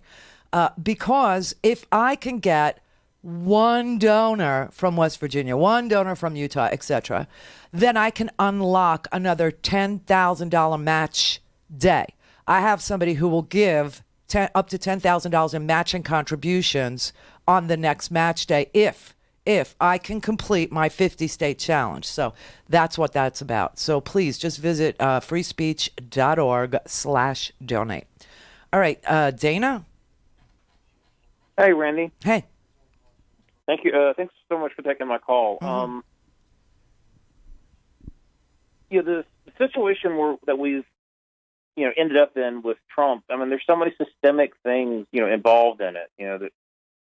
In short, Hillary basically on a big level got nadered by Jill Stein and a handful of the swing states. Basically, this is the same old electoral math on a cocktail napkin. If we just win here, here, and here, we can run the whole thing and screw the majority of the nation. And one of the systemic fixes would be amending the Apportionment Act to expand Congress and give states that should have bigger electoral and legislative voices their voices back, but also give every state more seats in Congress. I mean, they keep raising the population threshold rather than expanding the House, and it's something that simple majorities can fix. It doesn't require amending the Constitution like dealing with the Senate or the Electoral College itself. But there's so many other things that allowing Congress, states to acquire new seats as their own population grows, and not this stealing via the census every 10 years that that's been going on. No doubt. No doubt. And the first thing is, obviously, we need to abolish the Electoral College. I mean, this is such an old, antiquated idea that the popular vote, go to hell. That this is all, mapped out in a certain way, and that the number of Congress members you have determines how many electoral votes your state, does, can cast at the end. The whole system is broken. It's absolutely. It was not designed for a population of 350 plus million people. When we talk about history, and Andrew, when we talk about Johnson's impeachment, there were only 36 senators. You know what I'm saying? Things have changed, right? So I would love to see a couple of amendments to our Constitution. One, public financing of elections, no more donors. Something to overturn Citizens United. And the other is the abolishment of the Electoral College. That could be a combi thing. You could do it with one amendment. But, that's a heavy lift. And anybody that is willing to say that they would, work to get that on a ballot and that they would work to move that through the House and the Senate, I will sit up and listen. Because she won. Yeah. Well, there's the common refrain about, we need, the Republicans are like, we should break up California because it's too big. But that's a Russian plot, too, to break up the sixth largest economy in the world, which is California. Yeah. Well, the other thing, can you imagine 5 Texi if Texas, because Republicans have, one of their fantasies is breaking up, Texas and the Dakotas into smaller states so they can get more guaranteed Republican votes in the Senate. Yeah, and we're gerrymandered enough right now so that you have Republicans who are, feeling really secure about not upholding the Constitution. And it's very strange. But that is what's giving them the security that they need to say these dumb things that they say about the Constitution doesn't matter. Only Donald Trump matters. Yeah. Well, one of the thicker facets of basically states are allowed to use prisoners, count them as residents for their federal apportionments, even though they can't vote. Have no right to vote. Right. And fixing the apportionment or amending the Apportionment Act to expand Congress, lower the population threshold to something more reasonable, like say 500,000 votes. Yes, from the current 711,000. Yeah, I mean, this is all it's very wonky, but it's really at the base of what's wrong.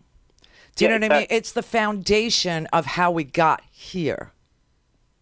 And creating a more open competition. If every state could automatically get new House seats as their population rose without the theft element from the census, it would also fuel more radical immigration reform, because states are like, well, we want to grow, so we need more citizens. We need to shorten the naturalization process to yesterday. Yeah, I wouldn't say that out loud though. But I get your point. That is really the foundation upon which we built this broken house, okay? Michael and Boca. Hey, Randy. Hi. Okay, I'm going to preface this by saying I realize that there is no existing mechanism for what I'm about to suggest, okay? Okay. I know that. But what needs to happen is, such as in any other scenario where a cheater tries to cheat the game, he needs to be disqualified from participating in the game. That's what needs to happen. You don't want to be impeached, you don't want to have a trial, then he should just be disqualified from running again. So you know what law I would like to see? I would like to see, and I've been advocating, because you're a long-term listener, you've been a loyal client of mine. I really believe that if America could get a law on the books that says if you are using your official office to address the American people, you are under oath. Correct. You know how many problems that would solve? You know how much distrust that would remove from the news and the media argument? It would actually be a self-impeaching law where if you lied, you're gone. But Randy, here's the twistedness, really upside down, is because people who aren't even office holders who are running that aren't white male conservatives are held to that standard you just said. I know. But they're not forced to resign, okay? No. But they're trying to be forced not to run. Think about it.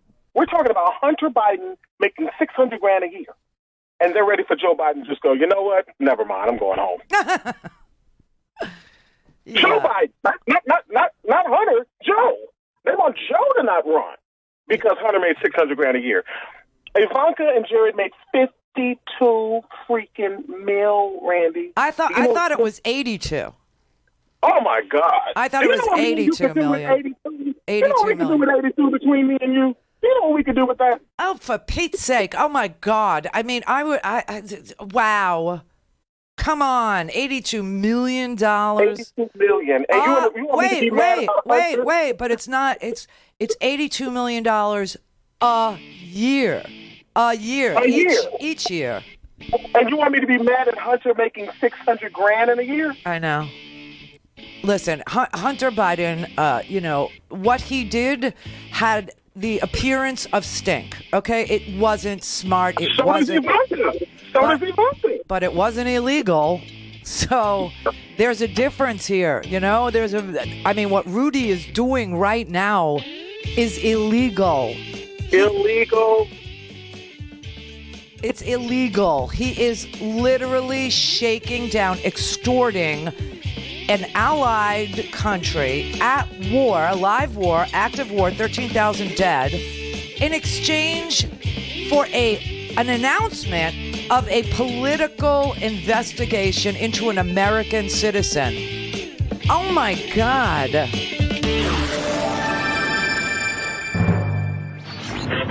Mary had a little lamb.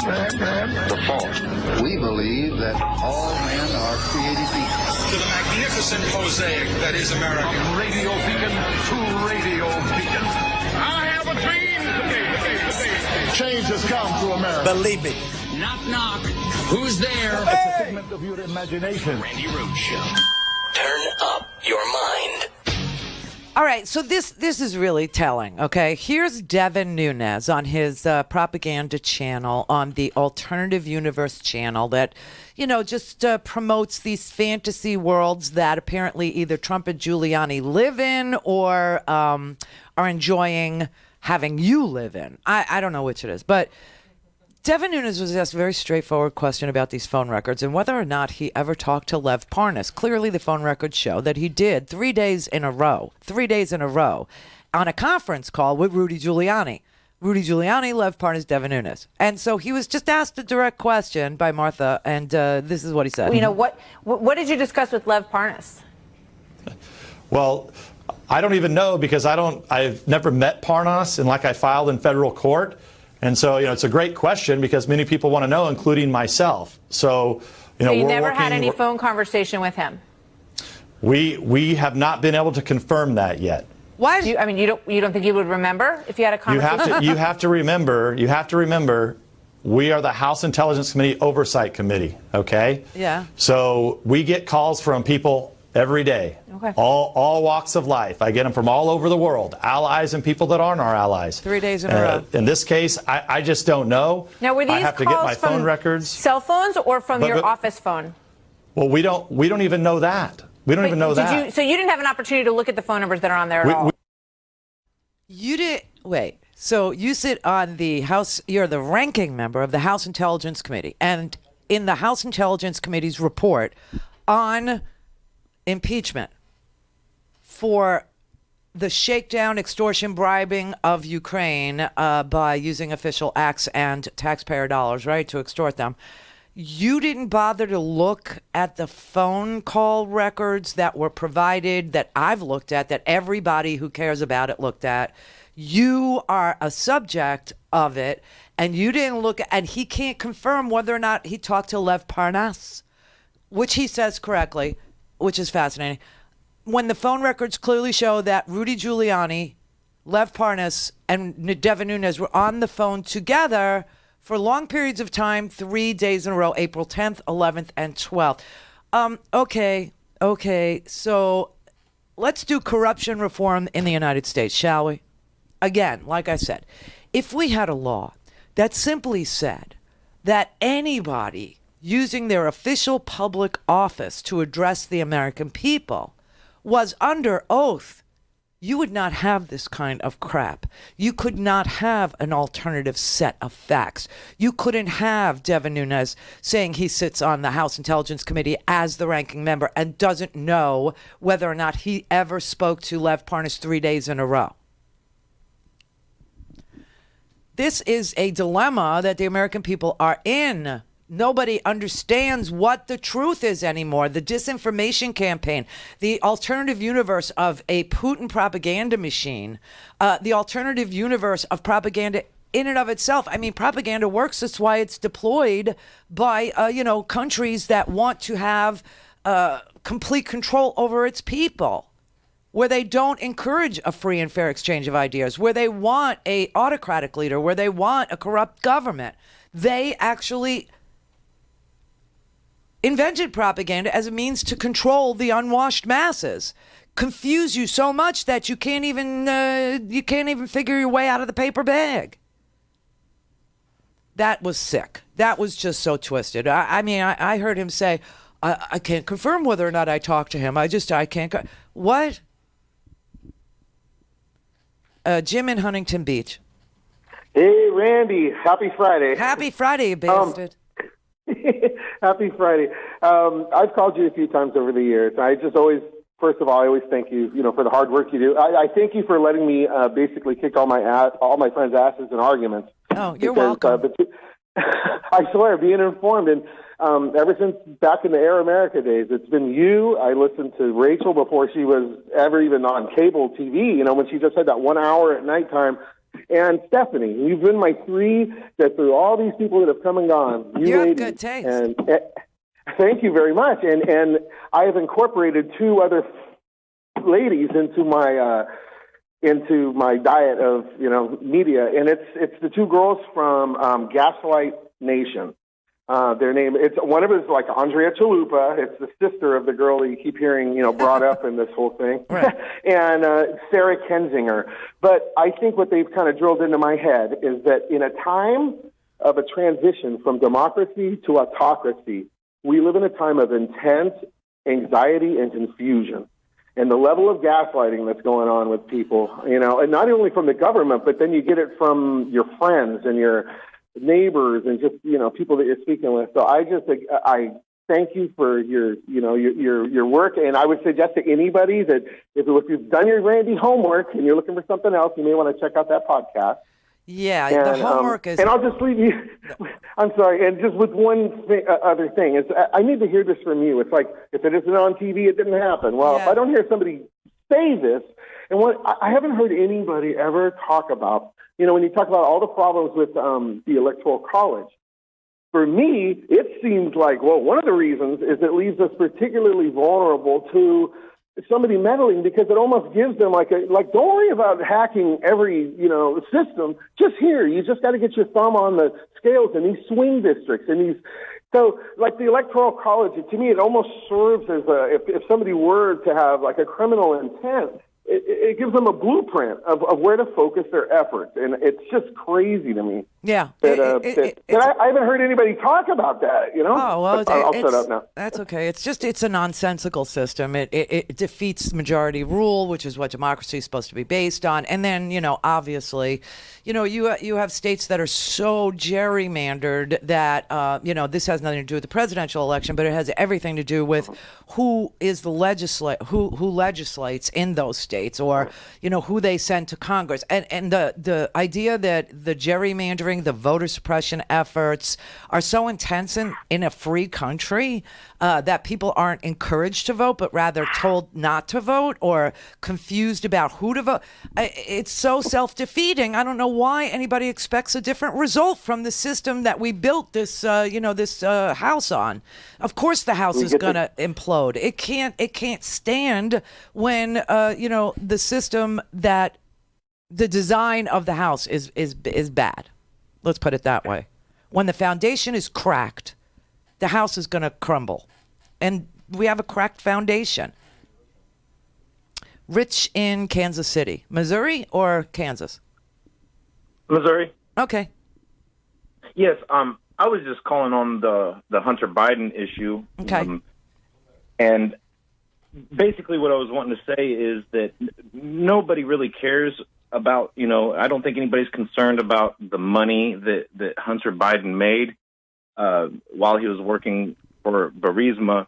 I think people are more concerned on how Joe Biden was bragging on at the Council of Foreign Relations on how he withheld money if they didn't fire the prosecutors that were investigating his son. Yeah, but here's the fact about that, okay? The prosecutor... people can see it on the video if they want to. I know. I have it, and I could play it. But what's true about that situation is that prosecutor was voted out. He wasn't fired. He was voted out by the RADA, which is their Congress. It's like, right? So that happened, and then and then all the the whole international Western democracy, all the international Western democracies, from the IMF to the EU, all the NATO allies, they were pressuring Ukraine to take that vote. So it wasn't like, but they're trying I understand what Joe Biden said, but Biden is guilty of. Well, he's not guilty of anything. Nepotism is nepotism. I'll just say this: nepotism always. Watch the video, Council on Foreign Relations. I'll play it. I will play it. Please do. I would love to hear that. I will think play it would it. put things in a different perspective. No problem. We will play it for you. About loan guarantees, but the whole world was pressuring Ukraine to do that. things Randy at RandyRhodes.com. Go for launch. Speaking truth to power, the Randi Rhodes Show. All right, Nick in Mississippi. Hi there. How you doing? Hello. Hello there. How you doing? Good. I have a prediction for you. All right. Well, first of all, if you'll notice, the Senate Republicans have been very, very quiet. So my thinking is deals have already been made, and this is what's going to happen. They're going to remove Donald Trump. Now, of course, that's going to make Mike Pence the president. But you know who's going to be the vice president? Mitt Romney. I was going to say Mitt Romney, yeah. Yeah. Mitt Romney. Well, he's the only one that they could bring in to bring some sort of air of legitimacy to that White House right now. I personally do not think Mitt Romney wants to be vice president. I think Mitt Romney, if anything, wants to be president. And if the president gets damaged so badly in the Senate trial, meaning Bolton shows up and testifies, Mulvaney, the court orders him to testify. There's no more, wiggle room. That Giuliani is ordered to testify by the court. The Supreme Court actually steps in and it expedites it and says there is no immunity that's been exerted, blah, blah, blah. Okay, and so if the evidence becomes so bad and the president becomes so obviously a criminal in the eyes of most Americans or 80% of America, okay? I think Mitt Romney runs for president. I think Mitt Romney literally runs for president. Yeah. Well, like I said, that's the thing that I'm thinking. Because he's going to get removed. You believe that? Because Oh yes. So let me ask you this. I mean, I don't know how deep in the weeds you want to get with me, and it's up to you. But sure. What 20 Republicans can you find that will vote to remove him right now? I mean, I can name 5. Well, I cannot give you that answer because I'm not familiar with who all they are. Right. But I just feel they're being very, very quiet, and I'm coming from the angle that everybody up there knows that now if they let Trump get away, they all going to go down in flames next year, no matter what the verdict, the propaganda station says. Oh, okay, they're going to go down. Well, this is the end of the look. Donald Trump, it's so funny. It's not funny. It's kind of sad in a weird way. But when Donald Trump was running, okay, I didn't start this show until after the 2016 primary was over. And it really, I remember, yeah. It worked out well for me because I don't like, getting involved in primaries. I always tell everybody, fall in love during the primary. Whoever you want to vote for, you have this big, huge choice, which is so rare in America. We get 350 million people and we get 2 choices for president every 4 years. It's ridiculous. Okay, that's sad. So I always, stay out of the primary. Okay, but I had cancer, so that kind of, delayed the launch of the show, whatever. But when I finally launched the show, obviously Donald Trump was the nominee, and I kept saying over and over again, that he was going to win, and that he was going to be the most dangerous president in the history of the United States, and that he was a fraud and a criminal and a fascist. Yes. Right? I said the same thing. And I've said the same thing. And so I have a funny feeling that this time around people are going to see that that's what he is. And I think that, and while he was running, he literally destroyed the Republican Party. I mean, he literally destroyed it. And the evidence for that is really obvious. So they don't care about deficits anymore, right? They don't care. That's right. And they don't care about family values anymore. And they don't care. They care about absolutely nothing that was the core. They don't care about communism. They don't care about the evil empire. They don't care. Everything that they stood for, the good and the bad, everything that they stood for has gone south. Okay, they're just. No, the Democrats have really taken over their old mantra. So in terms of being patriotic and so forth, right. I think Nancy Pelosi is playing it brilliantly. Yeah, but that said, Trump destroyed Trump destroyed the Republican Party and turned it into the party of Trump. And that's what I was trying to get Republicans to understand, that they were not voting for a Republican Party. It didn't exist anymore. It was replaced with the party of Trump, which is a cruel and unusual party that pardons war criminals, that lets Saudi Arabians, dismember American green card holders, and that literally, praises Kim Jong-un, that praises Erdogan, who is a dictator, right? And now I think what's going to be left after the trial in the Senate is no more Republican Party, not even a party of Trump, because he's going to destroy that party too. So there won't be any balance in this country for Democrats. Democrats are going to be the only ones talking any sense at the end of this. Yes. So I don't think he's I don't think he can win. I just don't. No. I think he's going to get removed. One more thing. Well, I don't know that he'll be removed, again, unless we can identify 20 Republican senators. And that will not be something to look for even until after evidence is presented. Because remember, we haven't heard from 12 people that we need to hear from. We haven't heard from Pompeo, Giuliani, Mulvaney, haven't heard from Bolton, Kupperman, who's Bolton's dad. Nobody. Right. And so as the evidence rolls out, that's when we'll know whether or not, there are 20 Republicans. I can tell you right now that there are at least 5 GOP Republicans that are ready to remove him now. Like right now. Listen. Have you spoken to a single Republican colleague in the Senate who's even considering voting for impeachment? Yes. You have? Yes. Okay. Would you like to name him? No. How many? How many? It's a small list on one hand. Right. And by the way, I don't buy this secret ballot thing. If there was a secret ballot, there'd still be only a handful of them that would vote to impeach this guy. You think at the maximum right now that, given what we currently know, maybe there's about 5 Republicans who might vote to remove the president at max? I think that's probably right. Okay. So right now, see, they put a negative spin on it this morning on the Morning Joe. I put a positive spin on it because I'm a sunny optimist. And so if right now, before hearing from Mulvaney, before hearing from Bolton, before hearing from Kupperman, before hearing from Don McGahn, before hearing from who else is on that list? Pence, right? Before any testimony has been given from these key players, there are 5 already Republican senators who are willing to vote to remove the president. I think that number will only grow once evidence starts to be presented in this matter.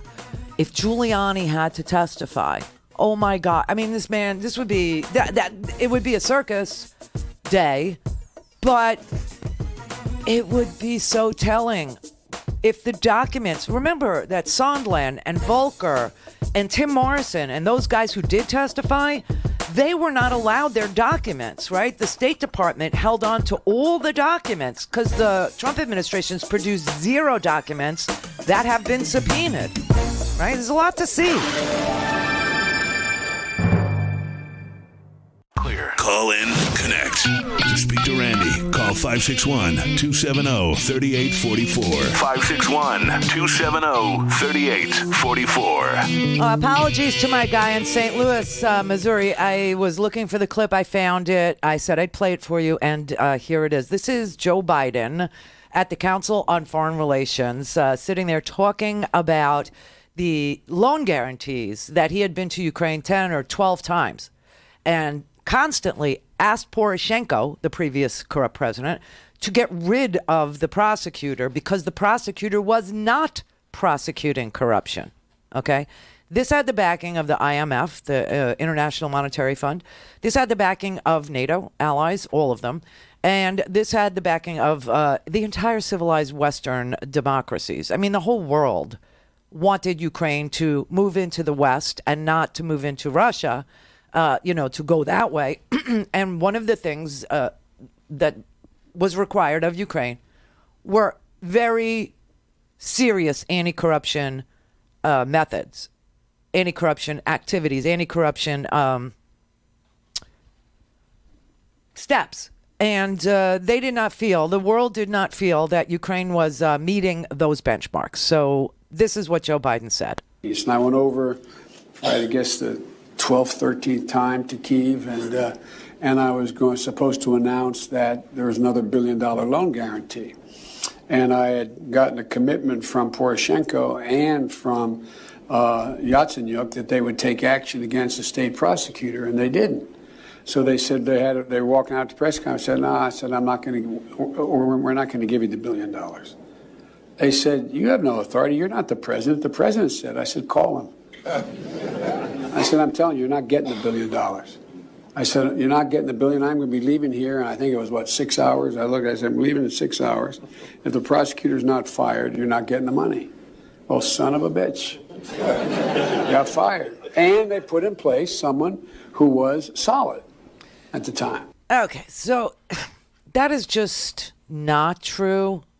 And that's the sad part of this, is that it didn't happen that way. So what happened was that there was a cancer of corruption that Biden explained to Ukraine in 2015. This is when this all happened. And so like his 13th trip to Kiev, he told him there's a cancer of corruption in your country. He made a speech to Parliament. It's Googleable. You can look it up. And he said in this speech, the office of the general prosecutor desperately needs reform. And Viktor Shokin was removed 3 months later. 3 months later. And he was voted out. So, you know, this is Biden being Biden, and this is Biden, making gaffes, and Biden does that. And, that's the tough part of this. Now, is it wrong that his son, Hunter, who left the Navy, and it doesn't look like voluntarily, had gone over to Ukraine and worked for this guy Zolochevsky, who was really dirty, and this company Burisma? I don't like it. I never liked it. I don't think, but if it was illegal, then Jared Kushner, who, in spite of law enforcement's recommendations, in spite of the intelligence community's recommendations, Ivanka Trump, who, in spite of law enforcement recommendations and in spite of the intelligence community's recommendation, was given security clearances so that they could be on Air Force One and included in all kinds of trade information, and that they are now enriching themselves to the tune of $82 billion a year. I mean, if nepotism is wrong for Biden, then it's wrong for Trump. If nepotism is wrong for Giuliani, why are his kids working in the Trump administration? I mean, look, it's wrong. But is it illegal? No. What did Trump do? Well, that was called extortion and bribery. That's illegal. That's illegal. But, you can certainly raise questions about Hunter Biden's judgment in joining the board of Burisma, and I'm not going to push back on that. I think no sane person would push back on that. But this false story that people tell about Burisma and about Joe Biden, Lee Zeldin, who's a Republican he tried to make this case on CNN one day, and it just fell apart. With the vice president under the direction of, he said, the president of the United States, threatening to withhold $1 billion if they don't stop prosecuting his son's company. No, who's that paying was $50,000 not why a month. he did it. You're making that part up, Congressman. No, I'm not. He It's did the it state, because no. You are no. I'm saying That he was trying never to, said. trying to That get is rid of the not state's true. prosecutor. No, I'm not. You are saying that that's why he did it, and that is false. There's no evidence that indicates that in any way. Okay, what I'm saying is that he was threatening, he was demanding that the state prosecutor be fired. That's right, because that was the state prosecutor who was every other country in the Western Hemisphere and all of our allies thought that this guy was a corrupt guy. So what? We replace him with someone who is Joe Biden stood up and said it, and then proudly took credit for it. That is what we know. Those are the facts. And he was replaced by somebody else soft on corruption, except the person he was replaced with soft on corruption was someone who is not the individual who was prosecuting his son's company. Okay. No. Again, but I'm saying that investigation was already dormant under the guy that you're saying you wanted to get rid of because of something that he wasn't doing. So that doesn't add up either.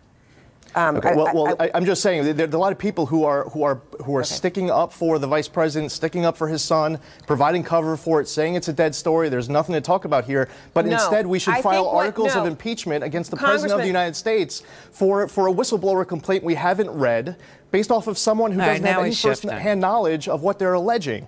Okay, so that's Lee Zeldin. It isn't true. That's the problem. It isn't true. Yes, Joe Biden took credit for something that the entire world was pressuring Ukraine to take a vote to do. Okay? And the reason why was because Shokin was not prosecuting Burisma.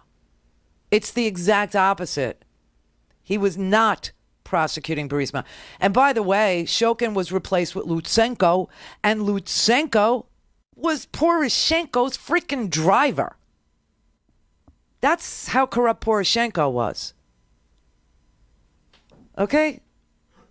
So then this happened, yesterday, I guess, in Iowa. Biden is on the campaign trail in Iowa, and he's doing no malarkey tour or whatever. And he was confronted by a man who is repeating this crap that Joe Biden got his son a job at a gas company, and that is not true either, and it deteriorated into a screaming match. Oh, and I have to say, while we're still on this subject of Hunter, there's another lie that Donald Trump likes to tell about Hunter Biden having to do with China. So I just want you to to hear the truth. You can look it up. It's in my homework. It's just go to randyrhodes.com, click on homework. It's free. I don't charge you anything. I just aggregate people's journalism. So Donald Trump is out on the trail saying that Hunter Biden took $1.5 billion out of China. That never happened, okay? Hunter Biden started he was advising clients of his about whether or not to invest in a Chinese management company. He had a 10% minority interest in that company. They didn't even raise more than $5 million, okay? They raised $4.2 million for this company, for this Chinese investment company. I don't know where in the world the president gets this $1.5 billion number that Hunter Biden walked away. It's just false. It's just another lie.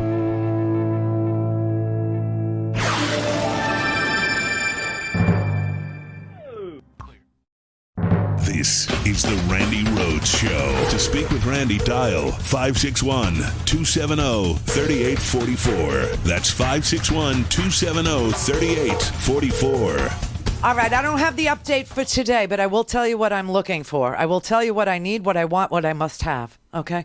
I need a donor in Arkansas, a donor in Delaware, Idaho, one from Louisiana and Mississippi. We just spoke to Mississippi. One in Nebraska, one in New Hampshire, one in New Jersey, in Nevada. I need a Rhode Islander, a Tennessean, someone from Utah, and a West Virginian to put your state on the map by visiting freespeech.org/donate for the Winter Pledge Drive, okay? 877-378-8669 is a number you can call, and you can make a pledge.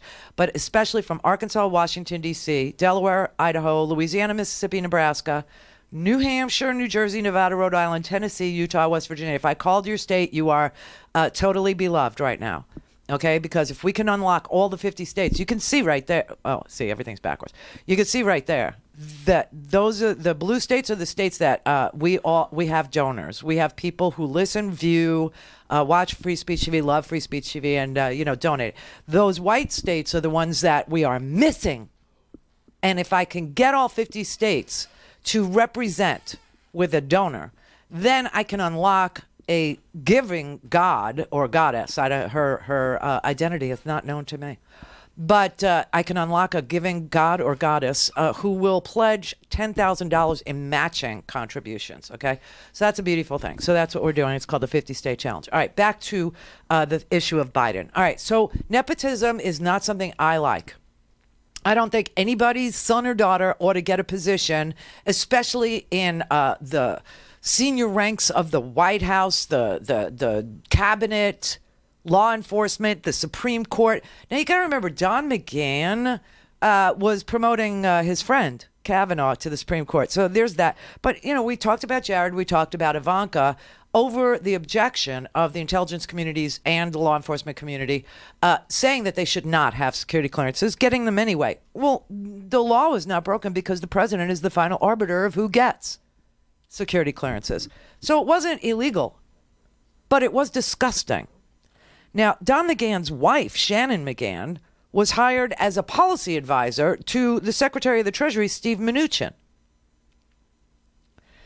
Rudy Giuliani's son, Andrew Giuliani, works in the White House Office of Public Liaison as an associate director after his professional golfing career petered out. I mean, if you want to go into this, there's 20 freaking families that Donald Trump has given jobs to, like Betsy DeVos's family. Her whole freaking family, everybody from Eric Prince to Betsy DeVos, okay, they're brother and sister. Dick DeVos, Betsy's husband, he works at the Federal Aviation Administration's Management Advisory Council.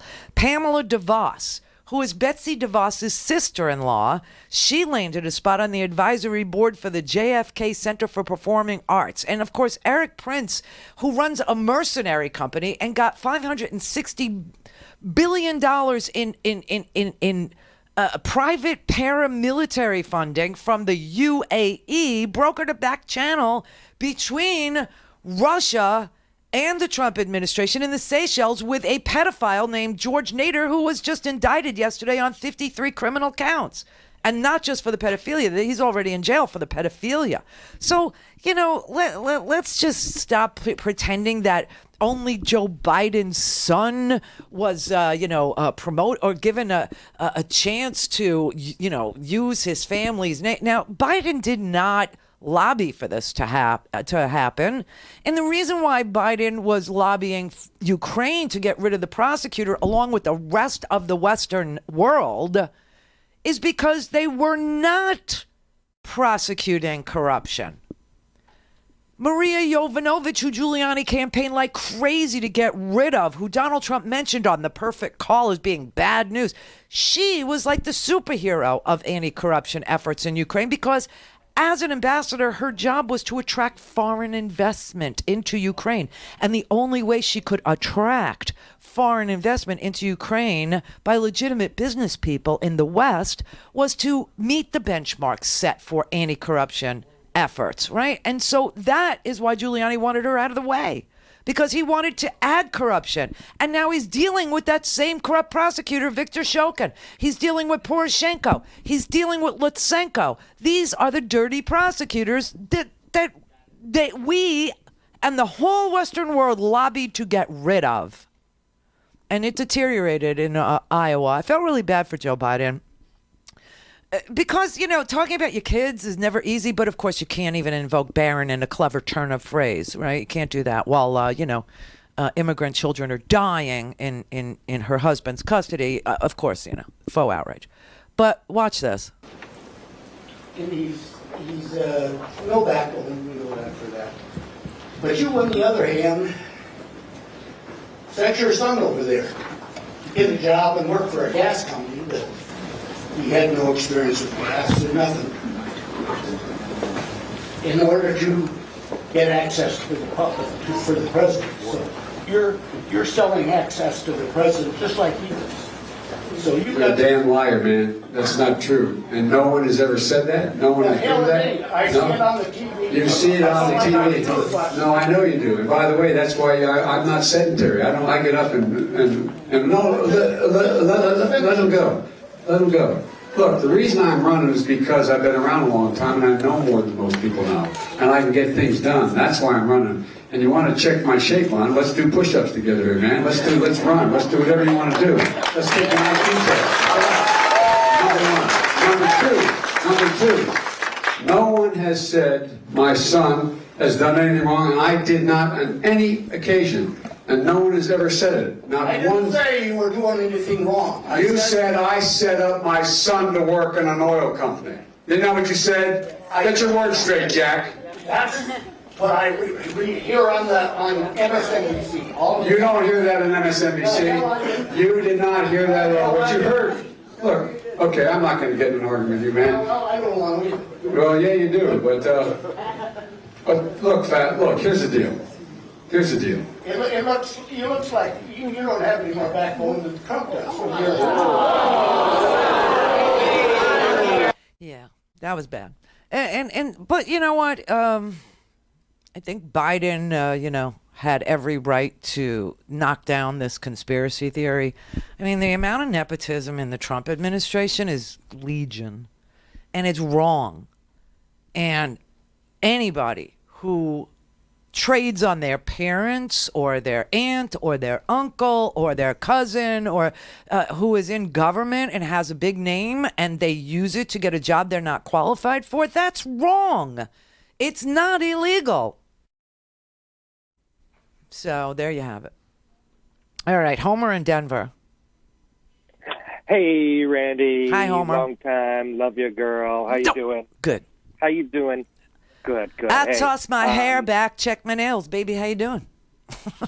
There you go. There you go. That's the way to play. Yeah. That's the way. I'm actually in Missouri, so I'm going to try to make this state blue, by the way, right now.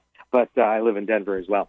Anyway, I wanted to thank you for being a beacon, like Paul Revere, ringing that bell when we need to fight, when we need to, get the F out. You want me on that wall. But, you need me on that wall.